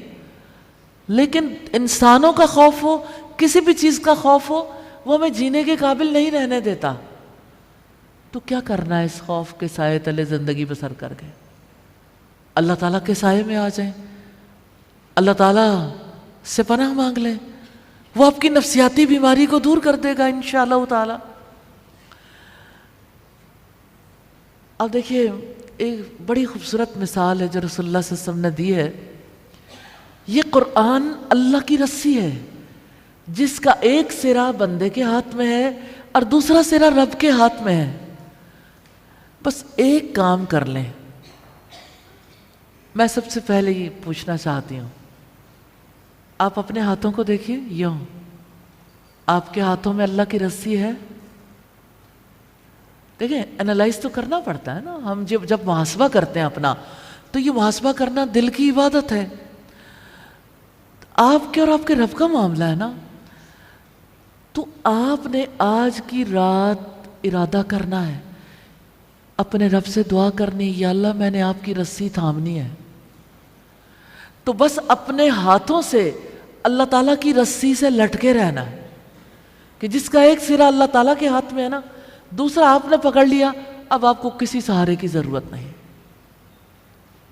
اب آپ کو کہیں پریشان ہونے کی ضرورت نہیں، اب باقی معاملات اللہ تعالیٰ سنوارے گا۔ یہ خاص ستون ہے، کبھی دھوکہ نہیں دے گا، ریلی آزما کے دیکھ لیں، کبھی آپ پریشان نہیں ہوں گے۔ ایک خاتون کے بارے میں کہا جاتا ہے کہ اس نے یہ یعنی اپنے بیٹے کو بیرون ملک تعلیم دلوانے کا ارادہ کیا، اس لیے کہ بیٹے کا پریشر بہت زیادہ تھا۔ اس عورت نے سنا کہ باہر جانے والوں کے بچے تو بگڑ جاتے ہیں، یعنی ماحول سے متاثر ہو جاتے ہیں، لیکن وہ بے اختیار تھی کیونکہ بیٹا کسی قیمت پر ملک میں رہنا نہیں چاہتا تھا۔ وہ اپنے بیٹے کے فیصلے کو قبول کرنے کے لیے مجبور ہو گئی، لیکن اس کا اللہ تعالیٰ کی حفاظت پر بھروسہ تھا۔ وہ جانتی تھی کہ اللہ تعالیٰ اس کے بیٹے کی حفاظت کرے گا۔ اس نے اللہ تعالیٰ سے حفاظت کے لیے دعائیں کی کہ اللہ میرے بیٹے کے ایمان کی حفاظت کرنا، اور یا اللہ میرے بیٹے کے دین کی حفاظت کرنا۔ جب تعلیم سے فارغ ہو کر بیٹا گھر آیا تو جانتے ہیں اس کے اندر چینج کیا تھی؟ اب دیکھیں اتنی دور ماں کیسے نگرانی کرتی یا باپ کیسے نگرانی کرتا۔ جب وہ واپس آیا تو وہ مسجد کا نمازی بن چکا تھا، یعنی اپنے ملک میں رہتے ہوئے ماں باپ کی زیر نگرانی اگر بچہ نماز پڑھنے کی طرف نہیں آتا، کتنے ہی لوگ ہیں جن کے دل اپنی اولادوں سے کٹے پھٹے ہیں، کتنی بہنیں ہیں جن کے دل اپنے بھائیوں سے، اور کتنی بیٹیاں جن کے دل اپنے باپوں سے کٹے پھٹے کہ ہمارے گھر والے مرد باجماعت نمازیں ادا نہیں کرتے بلکہ نماز ہی نہیں ادا کرتے۔ تو آپ یہ دیکھیں کہ اگر آپ اللہ تعالیٰ کی حفاظت کی دعائیں کریں گی اور دل سے اپنا معاملہ اللہ کے حوالے کریں گی تو انشاءاللہ تعالیٰ اللہ تعالیٰ آپ کے گھر والوں کے دین اور ان کے ایمان کی حفاظت کرے گا، کیونکہ اللہ تعالیٰ کے سپرد کی ہوئی کوئی چیز کبھی ضائع نہیں جاتی۔ اور نبی صلی اللہ علیہ وسلم یہ بات کہا کرتے تھے اللہ کے سپرد کرتے ہوئے مسافر کو کہ یا اللہ تیرے سپرد کی ہوئی کوئی چیز کبھی ضائع نہیں جاتی۔ اللہ اکبر۔ اس عورت نے دیکھا کہ میرا بیٹا تو رات کو نماز بھی پڑھنے لگ گیا، نیکی کا حکم دیتے اور برائی سے روکتا بھی ہے، یعنی پہلے تو نیکی کی بات سنتا بھی نہیں تھا، برائی سے رکنا نہیں چاہتا تھا کیونکہ برائی تو اٹریکٹ کر کر کے اسے لے جا رہی تھی نا باہر۔ اب تو وہ ان لوگوں میں شامل ہو گیا جو نبیوں کے پیچھے چلتے ہیں، تو اس میں وہ خوبیاں پیدا ہو گئیں جو پہلے نہیں تھیں۔ جانتے ہیں کیسے؟ اللہ تعالیٰ کی حفاظت سے۔ کتنی بڑی بات ہے جو سیدنا یعقوب علیہ السلام نے کہی تھی، فَاللَّهُ خَيْرٌ حَافِظًا، اللہ تعالیٰ بہترین حفاظت کرنے والا ہے، اللہ سے بڑھ کر کوئی نہیں ہے جو حفاظت کر سکے۔ تو کیا اللہ تعالیٰ نے حفاظت نہیں کی تھی یعقوب علیہ السلام کے بیٹوں کی؟ کیسے انہیں غلے سمیت واپس لایا، پھر کس طرح سے اللہ تعالیٰ نے یوسف علیہ السلام تک پہنچایا، اور سب بھائی آپس میں مل گئے اور ماں باپ بھی، اور ان کے خواب کی تعبیر سامنے آئی، ایک سورج اور ایک چاند اور 11 ستارے یوسف علیہ السلام کو سجدہ کر رہے ہیں۔ تو یوسف علیہ السلام نے جب دیکھا سب بھائی بھی آ گئے، باپ اور ماں بھی آ گئی، تو انہوں نے کہا اپنے والد سے کہ یہ میرے خواب کی تعبیر ہے۔ پھر الگ ہو کے کھڑے ہو کے یہ دعا کرنے لگے، فاطر السماوات والارض، اے زمین و آسمان کو پیدا کرنے والے، انت ولی فی الدنیا والآخرہ، تو دنیا اور آخرت میں میرا ولی ہے، میرا دوست ہے۔ توفنی مسلما والحقنی بالصالحین، تو مجھے اسلام کی حالت میں وفات دینا اور مجھے صالحین کے ساتھ ملا دینا۔ اللہ اکبر، کتنی بڑی بات ہے۔ یوسف علیہ السلام ضرورت محسوس کرتے تھے کہ یا اللہ مجھے صالح لوگوں کے ساتھ شامل کر دینا، ریلی زندگی کی بہت بڑی ضرورت۔ ہمارے اسلاف یہ دعائیں کرتے تھے. لیلۃ القدر کی دعاؤں میں خاص دعا، یا اللہ مجھے اچھا دوست دے دے. آج آپ سب دعا کریں کہ یا اللہ مجھے اچھا دوست دے دے، یا اللہ ہم سب کو صالحین کے ساتھ ملا دیجئے، اور یا اللہ صالحین کی محبت ہمارے دلوں میں راسخ کر دیجئے. تو آپ سوچئے کہ اگر ایک عورت اپنے بچے کی حفاظت کے لیے اللہ تعالیٰ پر بھروسہ کرتی ہے اور اللہ تعالیٰ اس کے بیٹے کے دین اور ایمان کی حفاظت کرتے ہیں، تو کیسے ممکن ہے، ہم کیسے تصور کر سکتے ہیں کہ اللہ تعالیٰ ہمارے بیٹوں کو بگڑنے کے لیے چھوڑ دے گا یا ہمارے بچوں کو بگڑنے کے لیے چھوڑ دے گا؟ ایسا نہیں ہو سکتا، ایسا کبھی نہیں ہوگا انشاءاللہ. تو اللہ تعالیٰ سے اعتماد کے ساتھ مانگیں، دل کے یقین کے ساتھ مانگیں، اپنا معاملہ اللہ تعالیٰ کے حوالے کر دیں.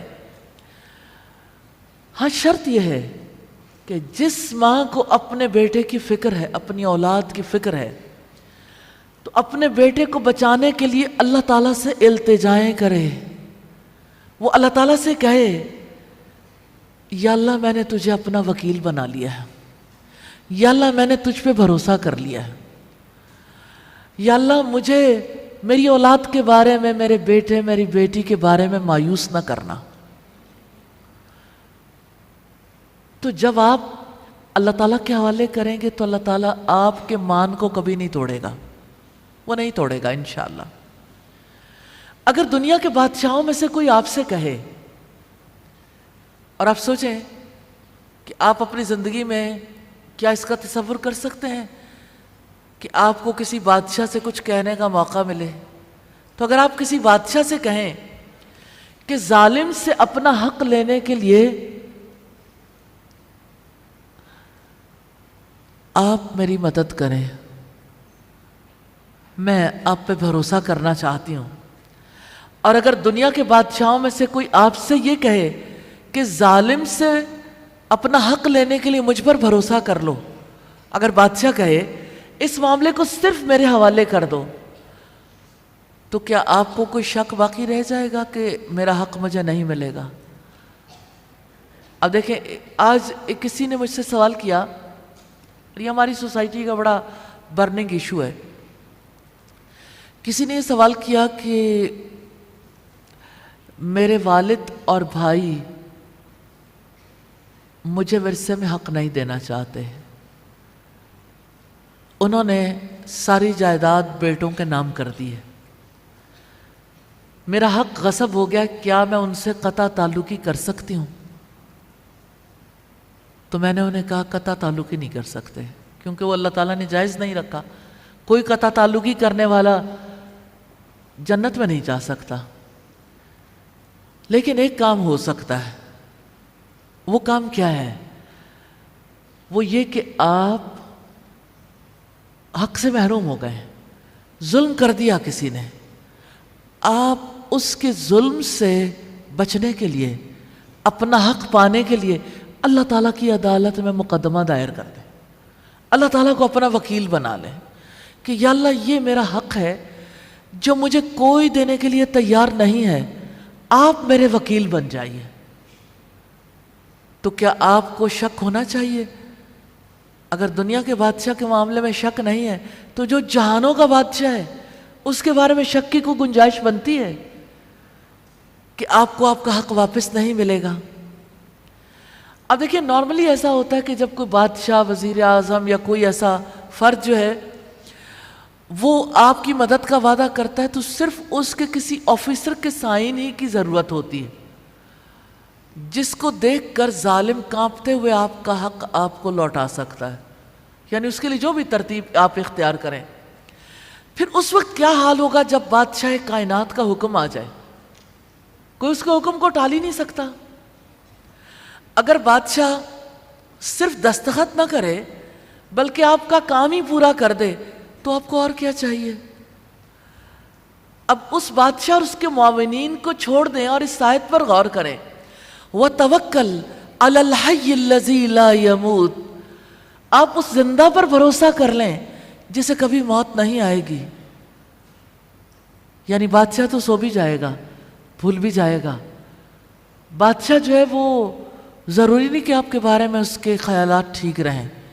ہو سکتا ہے وہ آپ کے بارے میں بدظن ہو جائے اور آپ کو آپ کا حق دلوانا ہی نہ چاہے.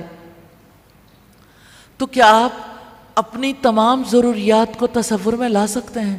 آج تو آپ اپنی ضروریات کی فہرست بنا لیں. اچھا ہے نوٹ کر لیں نوٹ بک پہ، یاد رہے گا فلاں رات پہ میں نے یہ ضرورت لکھ کے اللہ تعالیٰ کے سپرد کی تھی. اور دل سے ساری ضروریات لکھ لیں کہ اللہ تعالیٰ کے اس فرمان کے بعد آپ کو کسی قسم کی ہچکچاہٹ ہونی چاہیے؟ نہیں ہونی چاہیے. اللہ پر بھروسہ کر لیں. اللہ تعالیٰ آپ کے تمام مسائل کے حل میں، آپ کے تمام دکھوں کو دور کرنے میں، آپ کو صحت دینے میں، بیماری کو دور کر کے صحت دینے میں، آپ کے تمام خوابوں کو حقیقت میں بدلنے میں، آپ کے تمام آنسوؤں کو مسکراہٹ میں بدل دے گا انشاءاللہ. تو اب سوچیں، ہم میں سے کسی کی وفات ہو سکتی ہے اور کسی وقت بھی، کیونکہ ہر زمین کے باسی کو موت کے گھاٹ تو اترنا ہے. لیکن وہ اللہ ہمیشہ زندہ رہنے والا ہے جس کو کبھی موت نہیں آئے گی. آپ کے بعد آپ کے بچوں کو آپ کا حق دلوا دے گا. یعنی اگر آپ کو نہیں ملا نا، آپ کی نسلوں کو بھی آپ کا حق دلوا دے گا. آپ اپنے بعد اپنے بچوں کی فکر میں نہ ڈوبیں، ان کی پرواہ نہ کریں، کیونکہ ان کی پرواہ کرنے والا وہ ہے جو ان کا خالق ہے. جب آپ نہیں ہوں گے تب بھی ہمیشہ زندہ رہنے والا ہوگا جس کو کبھی موت نہیں آئے گی. وہ ان کے ساتھ ہوگا جو آپ کی نسل میں سے آپ کو فکر مند رکھتے ہیں. وہ انہیں خوش رکھے گا اور ان کی زندگی کو اس وقت سے زیادہ بہتر بنا دے گا. کہ آپ کو وہ بچے یاد نہیں ہیں جن کے ماں باپ نیک تھے اور اللہ تعالیٰ نے ان کے خزانے کو ایک دیوار کے نیچے چھپانے کے لیے کسی کے دل میں ڈالا؟ خزانہ دیوار کے نیچے تھا، وہ دیوار جو ہے گرنے لگی تھی، تو حضرت خضر نے اس دیوار کو برابر کر دیا. حضرت موسیٰ نے کہا انہوں نے ہماری مہمان نوازی نہیں کی اور آپ ان کی دیوار بنا رہے ہیں. انہوں نے کہا کہ ان یتیم بچوں کے والدین نیک تھے، اللہ تعالیٰ چاہتے تھے کہ خزانہ جو ہے وہ بچوں تک پہنچ جائے، اس لیے یہ تدبیر اختیار کی ہے، کیونکہ اللہ تعالیٰ کی چاہت تھی. تو اللہ تعالیٰ نے کیا وہ خزانہ بچوں تک نہیں پہنچا دیا تھا؟ تو بات یہ ہے کہ وہ ہمیشہ زندہ رہنے والا ہے، اسے کبھی موت نہیں آئے گی. تو اگر کوئی بھی آپ پر ظلم نہیں کرتا تب بھی آپ اسی پہ بھروسہ کریں. اگر کوئی ظلم کرتا ہے تب بھی آپ اس پر بھروسہ کریں.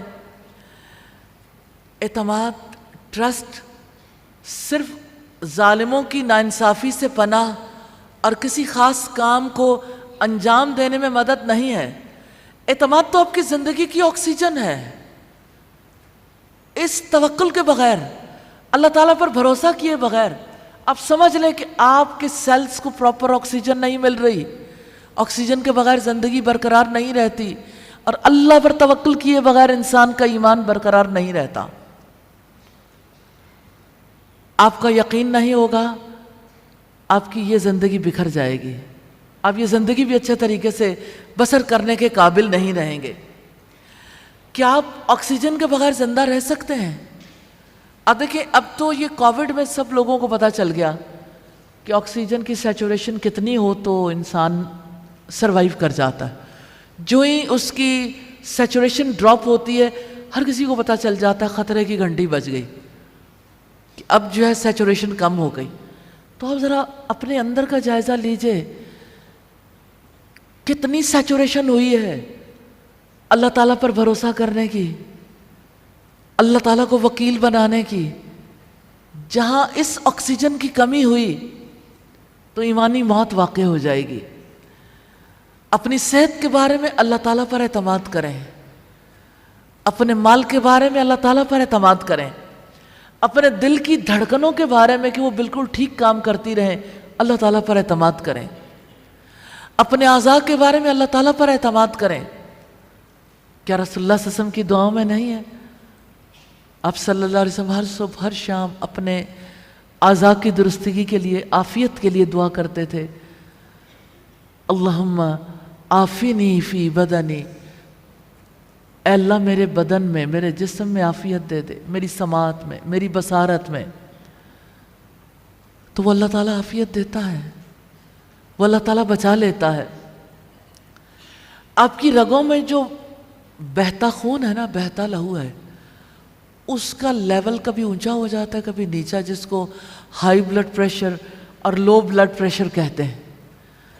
تو اپنی شریانوں میں خون کے بہاؤ پر بھی اللہ پر بھروسہ کر لیں کہ وہ ریگولیٹ کرے گا، وہ اس کے لیے سبب پیدا کر دے گا۔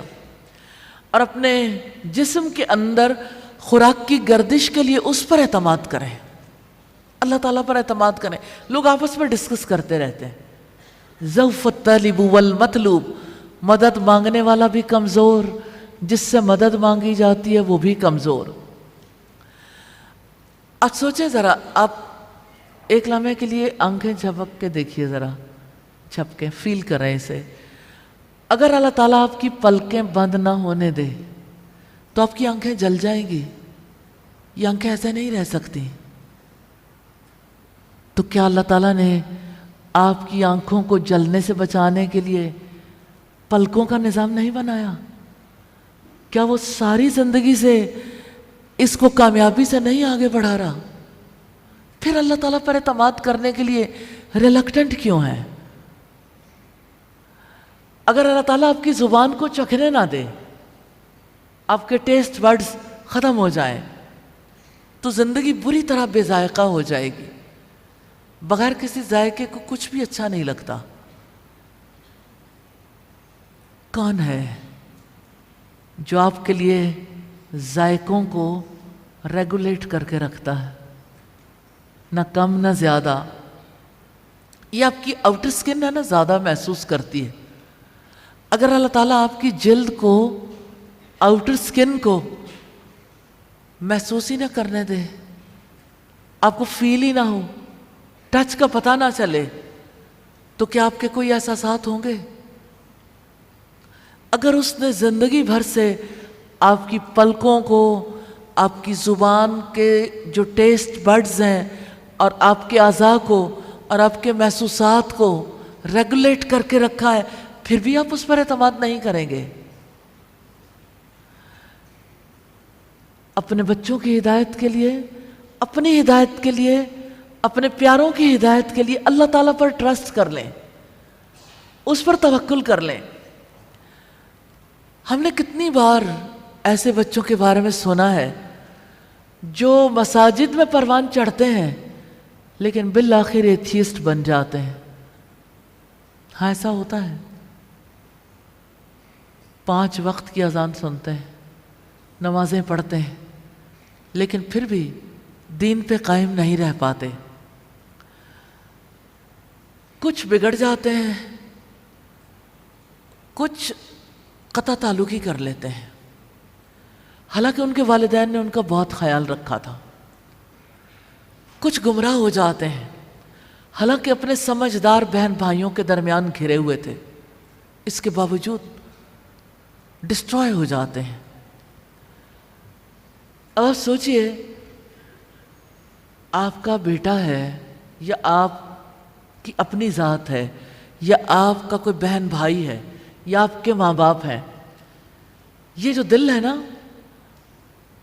جو اللہ کی 2 کریم انگلیوں کے درمیان ہے، اس کے اندر ہدایت کی جگہ کون سی ہے اللہ تعالیٰ جانتا ہے۔ اللہ تعالیٰ کو پتہ ہے کہ ہدایت کی کون سی سپیس ہے جس کو بڑھا دینا۔ ہدایت اللہ تعالیٰ کے ہاتھ میں ہے، کسی انسان کے ہاتھ میں نہیں ہے۔ اس لیے اس جگہ کو ایمان سے بھرنے کے لیے اللہ تعالیٰ کو پکاریں، اللہ تعالیٰ پر اعتماد کریں، اللہ تعالیٰ پر بھروسہ کر لیں، اس پر بھروسہ کر کے اس کے فرما بردار بن کر کہیں، اے میرے رب یہ میرا بیٹا ہے، یہ میری بیٹی ہے، یہ میرا بھائی ہے، یہ میرے والدین ہیں، جیسے ابراہیم علیہ السلام نے اپنے والدین کے بارے میں کہا، اور تو ان کا رب ہے، تو ساروں کا رب ہے، تو اسے اپنی طرف لے جا، تو مجھے اپنی طرف لے جا، میرے بچوں کو اپنی طرف لے جا، میرے والدین کو اپنی طرف لے جا۔ اگر آپ یہ کہیں گے کہ یا اللہ اس کے دل میں تو ایمان کو پروان چڑھا، اگر آپ یہ کہیں گے اے میرے رب میں اس سے نماز کا حکم نہیں دے سکتی، اب تو یہ نماز کے بارے میں سننے کے لیے تیار ہی نہیں ہے، اب تو اسے اس کی ضرورت ہی محسوس نہیں ہوتی، یا اللہ میری کوئی بات اس پہ اثر انداز نہیں ہو سکتی جب تک آپ میری مدد نہ فرمائیں۔ تو جب آپ اللہ تعالیٰ سے کہیں گے یا اللہ یہ تیرا بندہ، یا اللہ میں تیری بندی، میرے دل پہ بھی کوئی بات اثر انداز نہیں ہو سکتی جب تک کہ آپ نہ چاہیں، اور جب تک آپ ایسا کرنے میں میری مدد نہ کریں۔ تو اب دیکھیے جب آپ یہ بات کہیں گے کہ یا اللہ یہ نماز نہیں پڑھ سکتا، یا اللہ میں نماز نہیں پڑھ سکتی، یا اللہ اس کی مدد فرما دیں، جب آپ کہیں گے کتنی بیٹیاں ہیں جن کو اپنے والدین کے بارے میں تکلیف ہے کہ وہ عمر کے آخری حصے میں بیمار ہیں، نماز پڑھنا نہیں چاہتے، تو آپ اللہ تعالیٰ سے یہ کہیں یا اللہ میرے کرنے سے نہیں ہوگا، یا اللہ جب تک تو مدد نہ فرمائے، یا اللہ تو مدد فرما دے۔ تو آپ اگر اپنے ذکر کے لیے، شکر کے لیے، اچھی عبادت کے لیے دعا کرتے ہیں تو اپنے پیاروں کے لیے بھی ضرور دعا کریں۔ دعا مومن کا ہتھیار ہے، دعا عبادت ہے، دعا حفاظت ہے، دعا کر لیں۔ اور لیلۃ القدر کی دعا ہے اللہم انک عفو کریم تحب العفو فاعف عنی۔ اللہم انک عفو کریم تحب العفو فاعف عني۔ اللهم إنك عفو كريم تحب العفو فاعف عني۔ اللهم إنك عفو كريم تحب العفو فاعف عني۔ اللهم إنك عفو كريم۔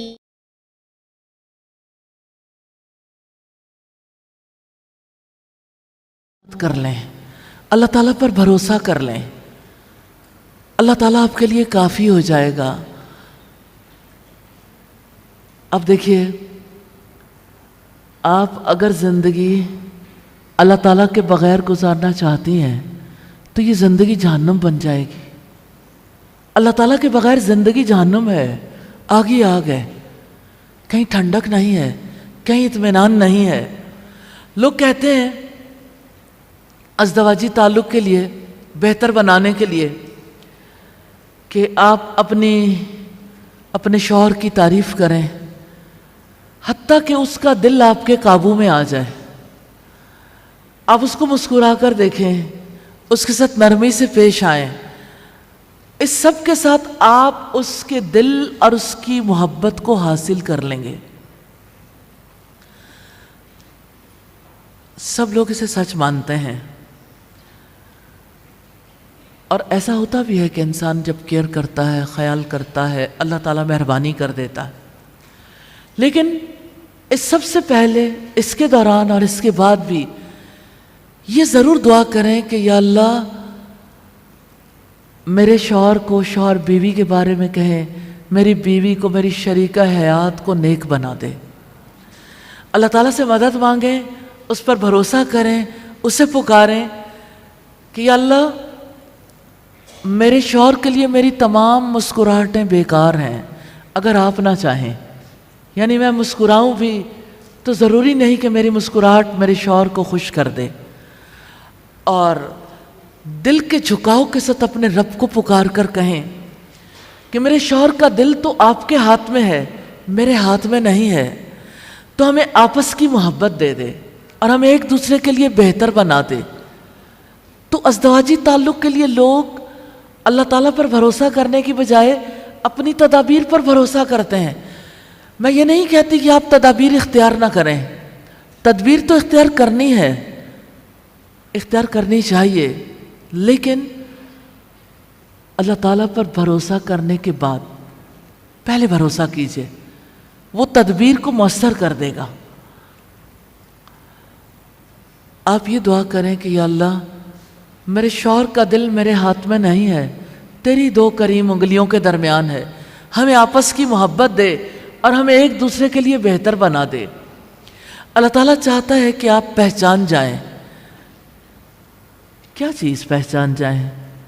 کہ میں کمزور ہوں، میرے پاس طاقت نہیں ہے، میری قوت نہیں ہے، میرا کوئی اختیار نہیں ہے، میری طاقت ہے تو وہ لمیٹڈ ہے، وسائل تو بہت معمولی ہیں، اور اللہ تعالیٰ زبردست ہے، طاقتور ہے، اور ہر چیز کا کنٹرول اس کے ہاتھ میں ہے۔ اگر آپ پہچان لیں گے تو اعتماد کی دولت پا جائیں گے، اللہ تعالیٰ پر اعتماد کر سکیں گے۔ اگر آپ ایسا کرتے ہیں تو یقین کریں آپ کے آس پاس کی تمام چیزیں غیر معمولی طور پر بہتر ہو جائیں گی اللہ تعالیٰ کی مدد سے انشاءاللہ تعالیٰ۔ آئیے تصور کریں کہ آپ ایسے انسان ہیں جس کی نہ کوئی ضرورت ہے، جس کا نہ کوئی خواب ہے، جس کی نہ کوئی پریشانی ہے، اور جس کو نہ کوئی بیماری ہے، پھر بھی آپ کو اللہ تعالیٰ کی محبت پانے کے لیے اس پر بھروسہ کرنے کی ضرورت ہے۔ کیا آپ نہیں چاہتے کہ وہ آپ سے محبت کرے؟ اس کا فرمان ہے ان اللہ یحب المتوکلین، بے شک اللہ تعالیٰ توکل کرنے والوں سے، بھروسہ کرنے والوں سے محبت کرتا ہے۔ تو اللہ تعالیٰ آپ سے محبت کرتا ہے، اس کا مفہوم چھوٹا نہیں ہے، بہت عظیم ہے۔ ایک معمولی سی سینس رکھنے والا بندہ بھی اس فیلنگ کے ساتھ جوش و جذبے کے بغیر گزر نہیں سکتا کہ اللہ تعالیٰ مجھ سے محبت کرتا ہے۔ اللہ تعالیٰ کتنا عظیم ہے، سارے کائنات کے بادشاہ کی محبت کو آپ محسوس کرنے لگے، یہ چھوٹا کام نہیں ہے، یہ بہت بڑا کام ہے۔ اور اللہ تعالیٰ جو اکیلا ہے، ایک ہے، وہ آپ سے محبت کرتا ہے۔ اللہ اکبر۔ اللہ تعالیٰ پر توکل کرنا، اس پر بھروسہ کرنا، اور اس کے نام الوکیل سے محبت کرنے کے لیے ایک وجہ کافی ہے، حسبی اللہ، حسبنا اللہ، اللہ ہمارے لیے کافی ہے۔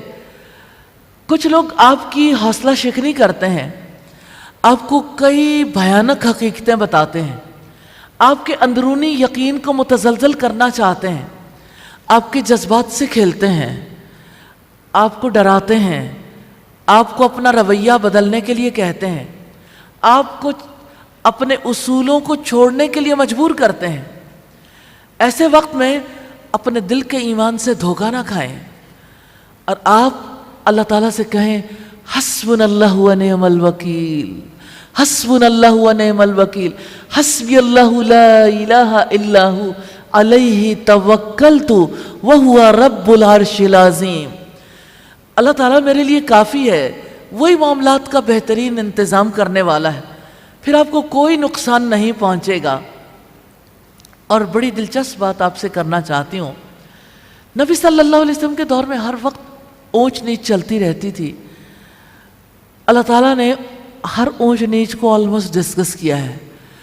اب یہ ایک ایسا معاملہ ہے جب لوگوں نے رسول اللہ کے ساتھیوں کو بہت ڈرایا کہ آپ کا دشمن بڑے لشکر لے کے آ رہا ہے، اس کا تذکرہ قرآن حکیم میں ملتا ہے، الذین قال لهم الناس ان الناس قد جمعوا لکم فاخشوہم، جن سے لوگوں نے کہا کہ یقیناً دشمن لوگ تمہارے خلاف لشکر جمع کر چکے ہیں، لہٰذا تم ان سے ڈر جاؤ۔ چنانچہ اس نے ان کو ایمان میں اور زیادہ کر دیا، اور انہوں نے کہا کہ ہمیں اللہ تعالیٰ ہی کافی ہے اور وہ بہترین کارساز ہے، حسبنا اللہ و نعم الوکیل، ہمیں اللہ تعالیٰ کافی ہے اور وہ بہترین کارساز ہے۔ بلا شبہ آپ کو نقصان چھو کر بھی نہیں گزرے گا۔ جس چیز کے بارے میں آپ کو لگ رہا ہے کہ آپ اس سے بچ نہیں سکیں گے، وہ آپ کو کوئی نقصان نہیں پہنچا سکے گی۔ زخم آپ کی جلد کو چھوئیں گے بھی نہیں، افسوس آپ کے دل کو چھوئے گا بھی نہیں۔ انشاءاللہ اپنے دل سے پڑھیں وَتَوَكَّلْ عَلَى اللَّهِ وَكَفَى بِاللَّهِ وَكِيلًا وَكَفَى بِاللَّهِ وَكِيلًا، اور اللہ پر بھروسہ رکھو اور اللہ تعالیٰ ہی کارساز کافی ہے۔ اگر آپ کو اللہ تعالیٰ پر بھروسہ ہے، کبھی یہ مت سوچیں کہ میرے پاس کوئی اور نہیں جس پر میں بھروسہ کر سکوں، ایسا کبھی نہ سوچیں، کیونکہ آپ نے اس پر بھروسہ کیا ہے جو ان سب سے بہتر ہے جن پر مخلوق بھی بھروسہ کر سکتی ہے۔ کچھ لوگ کہتے ہیں کہ ہمارے پاس دعا کے سوا کچھ نہیں ہے، تو میں ایسے لوگوں سے سوال کرنا چاہتی ہوں، تو کیا جو طاقت آپ کے پاس ہے اس سے بڑی طاقت کسی اور کے پاس ہو سکتی ہے؟ تو جب طاقت کسی اور کے پاس ہے تو آپ نے صرف دعا ہی تو کرنی ہے، اسی سے تو مانگنا ہے۔ دعا توکل کے مظاہر میں سے ایک ہے۔ زبان سے الفاظ نکلنے سے پہلے ہی دعا دل کا یہ یقین ہے کہ اللہ تعالیٰ ہر چیز پر قادر ہے۔ یہ توکل کی سب سے نمایاں صورت ہے۔ جو بھی یہ کہے میرے پاس صرف اللہ تعالیٰ کا سہارا ہے، اس سے کہیں اللہ تعالیٰ ہی کا سہارا کافی ہے۔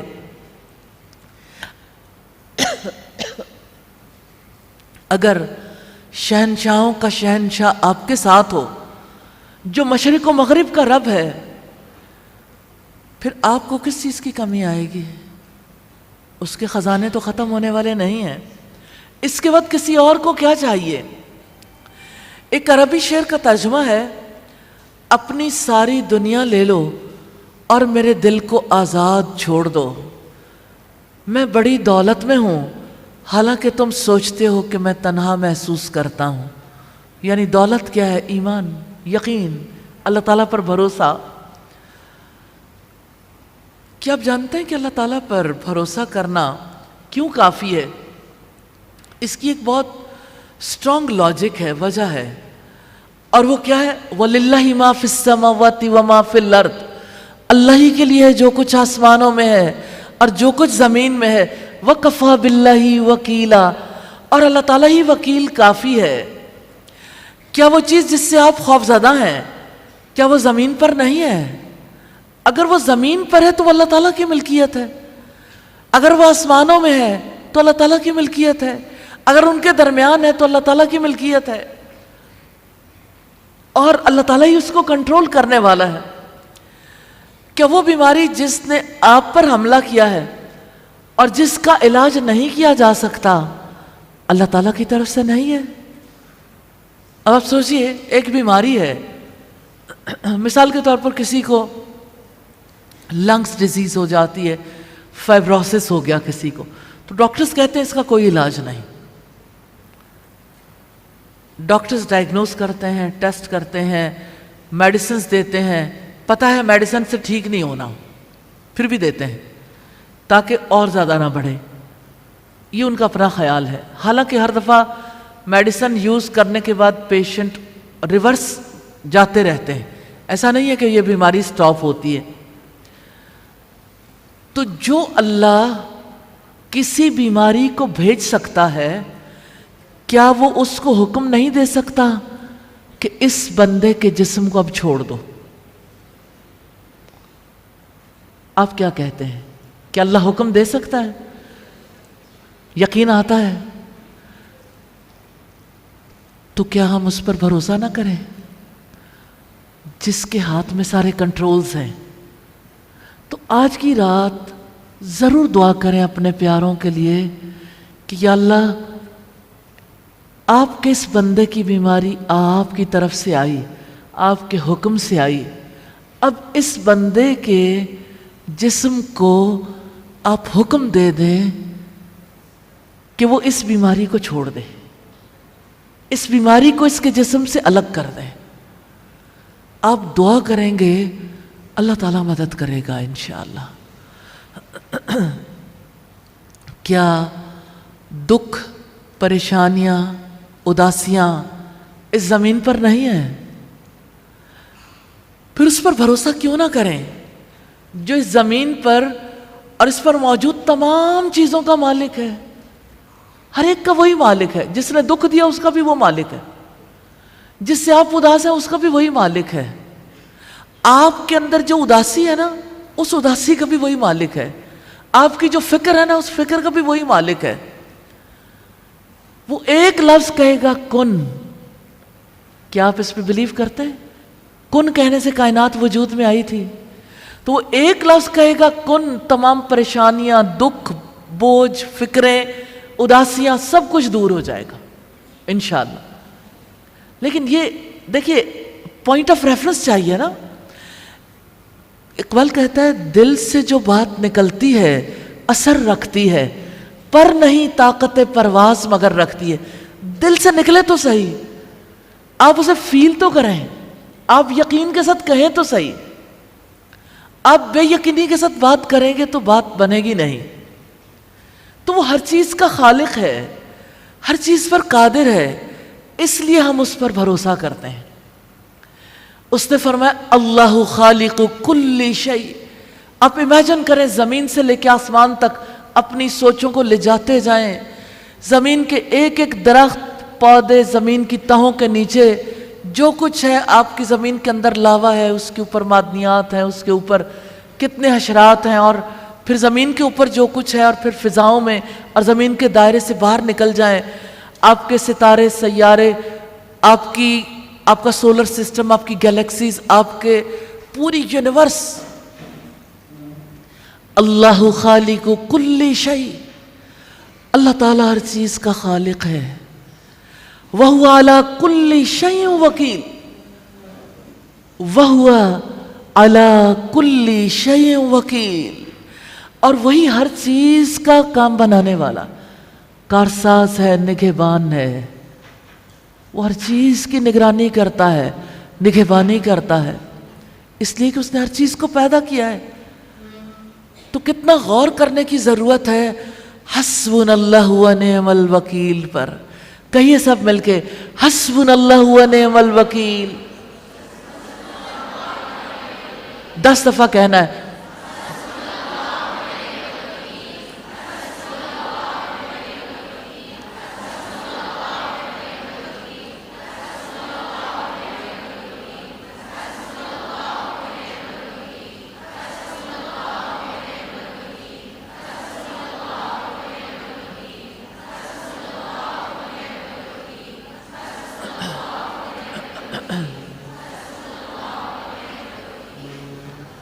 جانتے ہیں حسبنا اللہ و نعم الوکیل کا مطلب کیا ہے؟ جب آپ کہتے ہیں نا حسبنا اللہ و نعم الوکیل, تو آپ کہتے ہیں کہ میرے پاس اللہ کے سوا کچھ نہیں ہے, میرا اور کوئی نہیں ہے, وہی بہترین کام بنانے والا ہے, اس سے بہتر کوئی کارسازی نہیں ہے, کوئی کام بنانے والا ہے ہی نہیں. تو اچھے طریقے سے کانشیس رہیے, اللہ کے سوا کسی پر بھروسہ نہیں کرنا, اللہ تعالیٰ کے سوا کسی اور کی پناہ نہیں لینی. آپ اپنی زندگی میں پریشان نہیں ہوں گے, اور اگر آپ نے کسی اور پر بھروسہ کیا تو آپ پریشانی اور کمزوری میں مبتلا ہو جائیں گے. دنیا میں جتنی پریشانیاں آتی ہیں نا, جتنی کمزوریاں ہیں, کسی اور پر بھروسہ کرنے کی وجہ سے آتی ہیں. اب آپ دیکھیے کہ آپ اس اینگل سے غور کریں گے تو آپ کو پتہ چلے گا کہ یہ بھی اللہ کی رحمت ہے کہ اللہ تعالیٰ کمزور کر کے بندے کو ریئلائز کرواتے ہیں کہ آپ نے غلطی کی ہے. یہاں پہ آپ سمجھ جاؤ اچھے طریقے سے یہ آپ کی غلطی ہے۔ تو اگر آپ اللہ کے سوا کسی اور پر بھروسہ کریں گے تو شیطانی وسوسے آپ کی توجہ کو پھیر دیں گے، اللہ تعالیٰ کی طرف جانے نہیں دیں گے، اور آپ کا دل اس زندگی میں مگن ہو جائے گا۔ اللہ تعالیٰ فرماتا ہے اللہ تتخذوا من دونی وکیلا، یہ کہ میرے سوا تم کسی کو وکیل نہ بنانا، میرے سوا کسی کو کارساز نہ بنانا۔ اللہ تعالیٰ کے سوا اللہ کے ہوتے ہوئے کسی اور کو کارساز بنانا حرام ہے، کوئی اور کام نہیں بنا سکتا۔ اس کائنات میں اللہ تعالیٰ ہمیشہ سے موجود ہے، ہمیشہ موجود رہے گا، اللہ ہی کے پاس قوت ہے، وہی کام بنانے والا ہے۔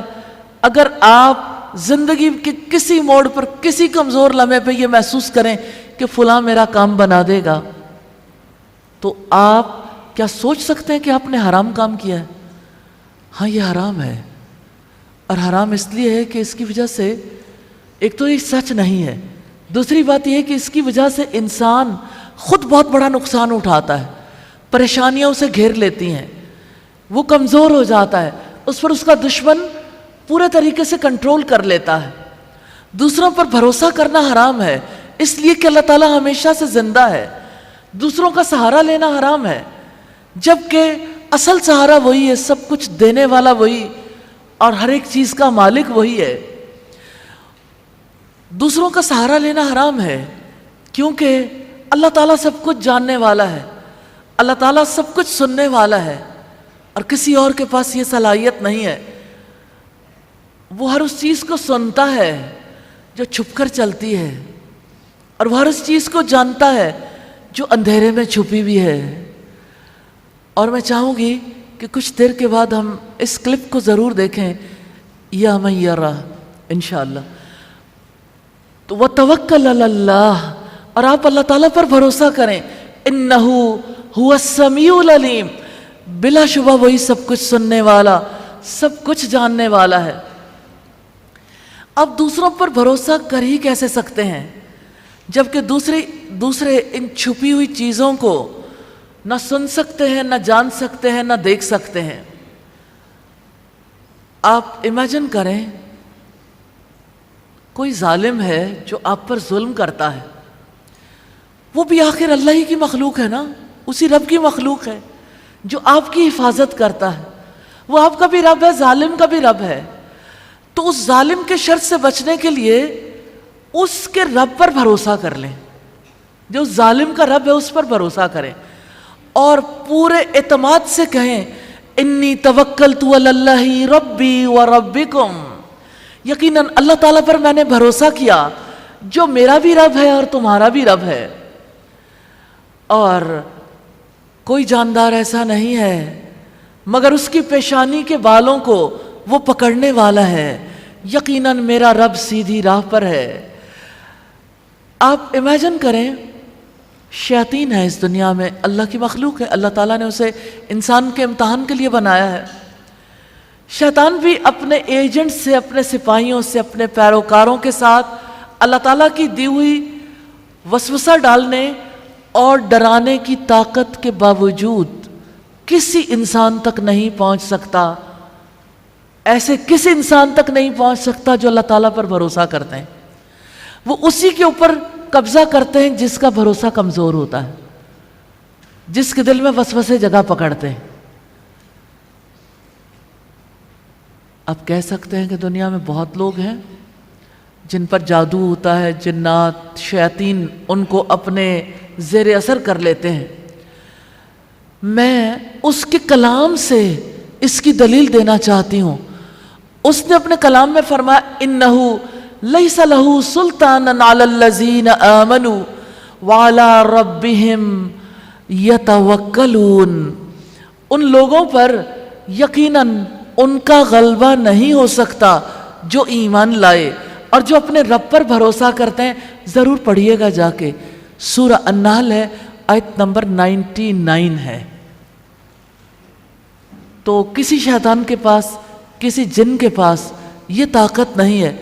اور جانتے ہیں ہم کمزور کہاں ہوتے ہیں؟ جہاں ہم اللہ تعالیٰ پر بھروسہ نہیں کر پاتے۔ مثال کے طور پر آپ واش روم جاتے ہیں، اب اللہ کے نبی نے یہ بتایا کہ یہ جگہیں ایسی ہیں جہاں شیاطین موجود ہوتے ہیں، یعنی میل فیمیل یہاں موجود ہوتے ہیں، یہ ان کا ٹھکانہ ہے۔ اب جب آپ جاتے ہیں تو آپ کا فرض بنتا ہے کہ اللہ کی پناہ لے کے جائیں۔ آپ سوچتے سوچتے باتیں کرتے ہوئے اپنی سوچوں میں مگن چلے جاتے ہیں واش روم میں، تو غافل دل کے ساتھ اللہ کی پناہ کے بغیر آپ جاتے ہیں تو شیاطین آپ کو پکڑ لیتے ہیں۔ تو یہ معاملہ کسی ایسے انسان کے ساتھ بھی ہو سکتا ہے جو بہت زیادہ دیندار بھی ہو لیکن کبھی بھول گیا، تو پھر شیاطین اس پہ قبضہ کر لیتے ہیں۔ تو وہ کبھی بھروسہ کرنے والے پر قابو نہیں پا سکتا۔ بھروسے میں کمی آئے گی، پناہ میں کمی آئے گی تو وہ قابو پا سکتا ہے۔ جب اللہ تعالیٰ کے سامنے شیطان کی بے بسی کا یہ عالم ہے تو سوچیں، آپ کا کوئی باس ہے، آپ کا کوئی پڑوسی ہے، کوئی منسٹر ہے، اس کی بے بسی کا کیا حال ہوگا؟ یعنی سوچیں، انسان ہے نا ہم، اور اس کے مقابلے میں ابلیس کو تو اللہ تعالیٰ نے انسانوں کو گمراہ کرنے کے لیے اجازت دے رکھی ہے، وہ بہت ساری پاورز یوز کر لیتا ہے بہکانے کی، گمراہ کرنے کی۔ تو اس کی پاورز کے مقابلے میں عام انسانوں کی پاور بہت کم ہے۔ تو اگر ابلیس کا زور نہیں چلتا تو آپ کے باس کا کیسے زور چلے گا؟ آپ کے کسی منسٹر کا آپ پہ کیا زور چلے گا؟ دنیا کے بڑے بادشاہ کا کیا زور چلے گا؟ کیونکہ ان سے بڑھ کر پاور ابلیس کے پاس ہے۔ یاد رکھیے، یاد کر لیں، یادوں میں بسا لیں۔ وَمَن يَتَوَكَّلْ عَلَى اللَّهِ فَهُوَ حَسْبُهُ، جو کوئی اللہ تعالیٰ پر توکل کرتا ہے اللہ تعالیٰ اس کے لیے کافی ہو جاتا ہے۔ کیا آپ اس کو یاد کر سکتے ہیں؟ دہرائیے گا، وَمَن يَتَوَكَّلْ عَلَى اللَّهِ فَهُوَ حَسْبُهُ، وَمَن يَتَوَكَّلْ عَلَى اللَّهِ وَمَن يَتَوَكَّلْ عَلَى اللَّهِ وَمَن يَتَوَكَّلْ عَلَى اللَّهِ فَهُوَ حَسْبُهُ وَمَن يَتَوَكَّلْ عَلَى اللَّهِ فَهُوَ حَسْبُهُ۔ کیا آپ امیجن کر سکتے ہیں کہ آپ جس وقت اللہ تعالیٰ پر بھروسہ کرنا سیکھ رہے ہیں اور آپ کی زبان سے اللہ کے کلام کی یہ صدائیں بلند ہو رہی ہیں، آپ اس کو حفظ کر رہے ہیں، اس وقت کی دعا رد ہوگی؟ دعا کر لیں، یہ دعا کا ٹائم ہے۔ ہم اپنی گفتگو جاری رکھیں گے لیکن کچھ دعا درمیان میں بھی کر لیتے ہیں کیونکہ یہ وقت ہے دعا کا۔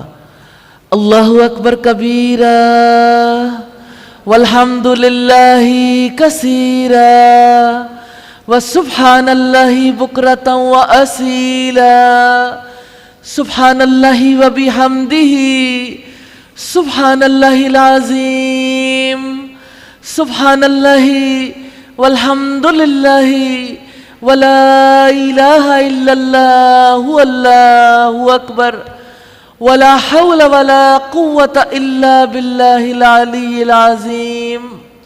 اللہم صلی علی محمد وعلی آل محمد کما صلیت علی ابراہیم وعلی آل ابراہیم انک حمید مجید۔ ربنا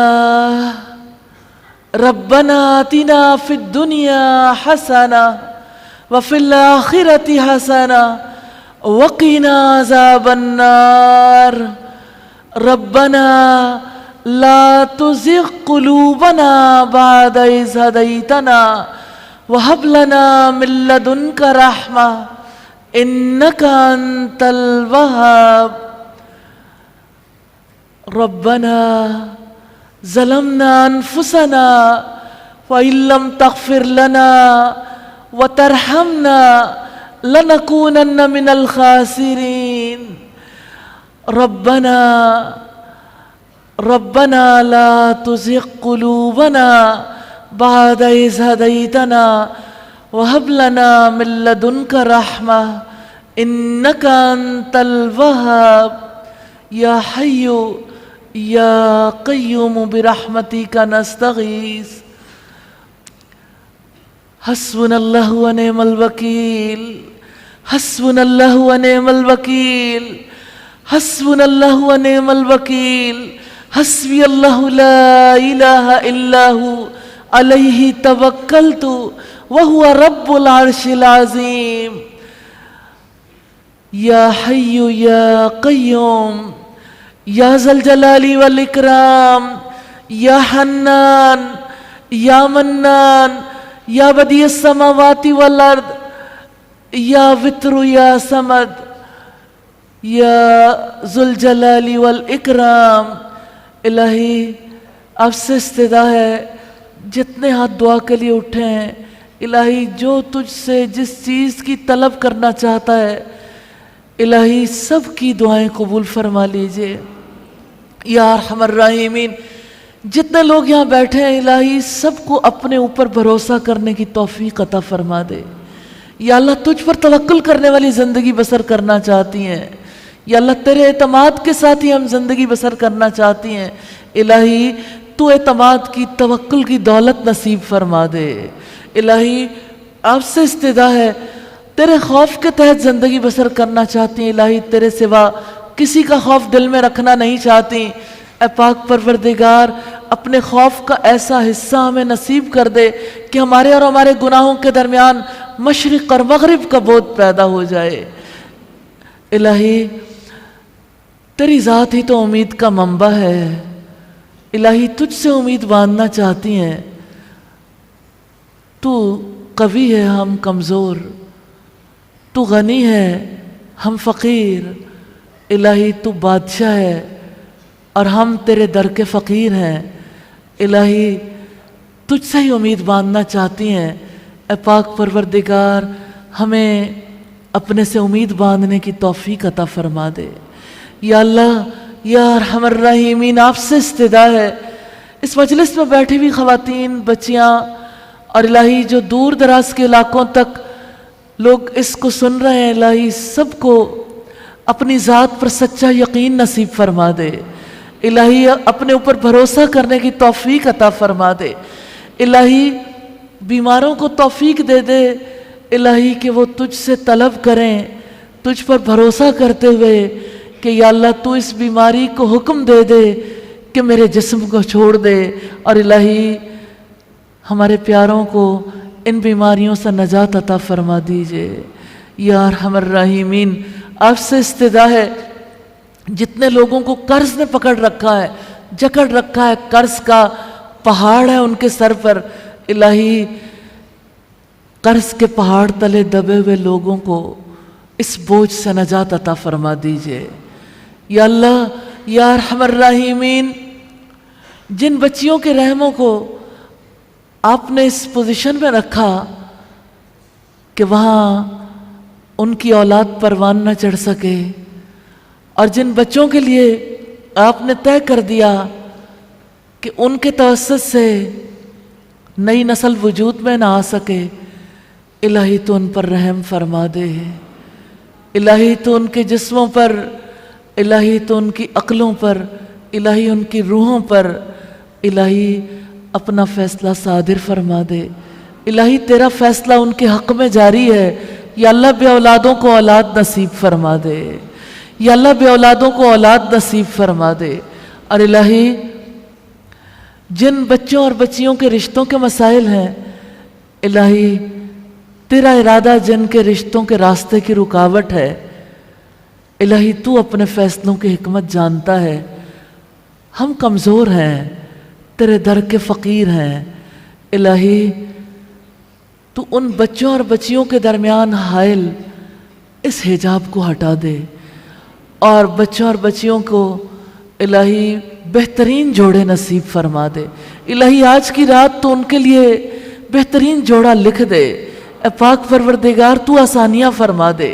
اور الہی آپ سے استدعا ہے ہمارے جن بچوں کے ذہنوں کو الحاد نے پکڑ لیا، جو ایتھیسٹ ہو گئے، جو تجھ کو بھول گئے، جو تجھ سے الگ ہو گئے، تیرے رسول سے الگ ہو گئے، تیری کتاب سے الگ ہو گئے، الہی وہ مسلمانوں کے بچے ہیں. یا ارحم الراحمین، وہ ہماری خطائیں ہیں جس کی وجہ سے ہمارے بچے الحاد کے پنجے میں چلے گئے. الہی تیری قدرت ہے، الہی تیری قوت ہے، تیری پاور ہے، تجھ سے درخواست ہے. الہی جیسے سیدنا ابو ہریرہ نے نبی صلی اللہ علیہ وسلم سے اپنی ماں کی ہدایت کے لیے دعا کرنے کا کہا، اور جس وقت رسول اللہ نے کہا کہ آپ گھر جا کے ماں کو دیکھو، اور وہ گھر پہنچے اور ماں غسل کر کے ایمان لانے کے لیے تیار ہو چکی تھیں. یا اللہ تو ان بچوں کو بھی اسی طرح سے ایمان نصیب فرما دے. اور الہی آپ سے استدعا ہے الہی پاکستان کی اکانومی کو اے پاک پروردگار جس طرح سے مختلف طرح کی ڈیزیزز میں اسے مبتلا کر دیا گیا، اور جس طرح پاکستان میں انفلیشن بڑھ گیا، اور الہی ڈالر کی قیمت بڑھ گئی، گولڈ کی قیمت بڑھ گئی، اور الہی ہمارے خزانے خالی ہو گئے. اے پاک پروردگار معیشت بیمار ہے اور یہ سارے تیرے بندے ہیں. الہی تو ان اٹھے ہوئے ہاتھوں کو دیکھ لے، جھکے ہوئے سر کو دیکھ لے. اے پاک پروردگار پاکستان کی معیشت کو جتنی بیماریاں چمٹی ہوئی ہیں الہی اپنا حکم دے اور ان بیماریوں کو اس معیشت سے جدا کر دے. اے پاک پروردگار اس کے لیے تو خود اسباب پیدا کر دے، اور الہی اس کے لیے تو خود ایسی ترکیبیں اختیار کرنے کی توفیق عطا فرما دے کہ یہ بیمار معیشت صحت مند ہو جائے. اور الہی جیسے پاکستان میں کرپشن ہے، اے پاک پروردگار مختلف شعبہ ہے زندگی کرپشن کا شکار ہیں. الہی تو اس کرپشن کو پاکستانی معاشرے سے الگ کرنے کا حکم صادر فرما دے.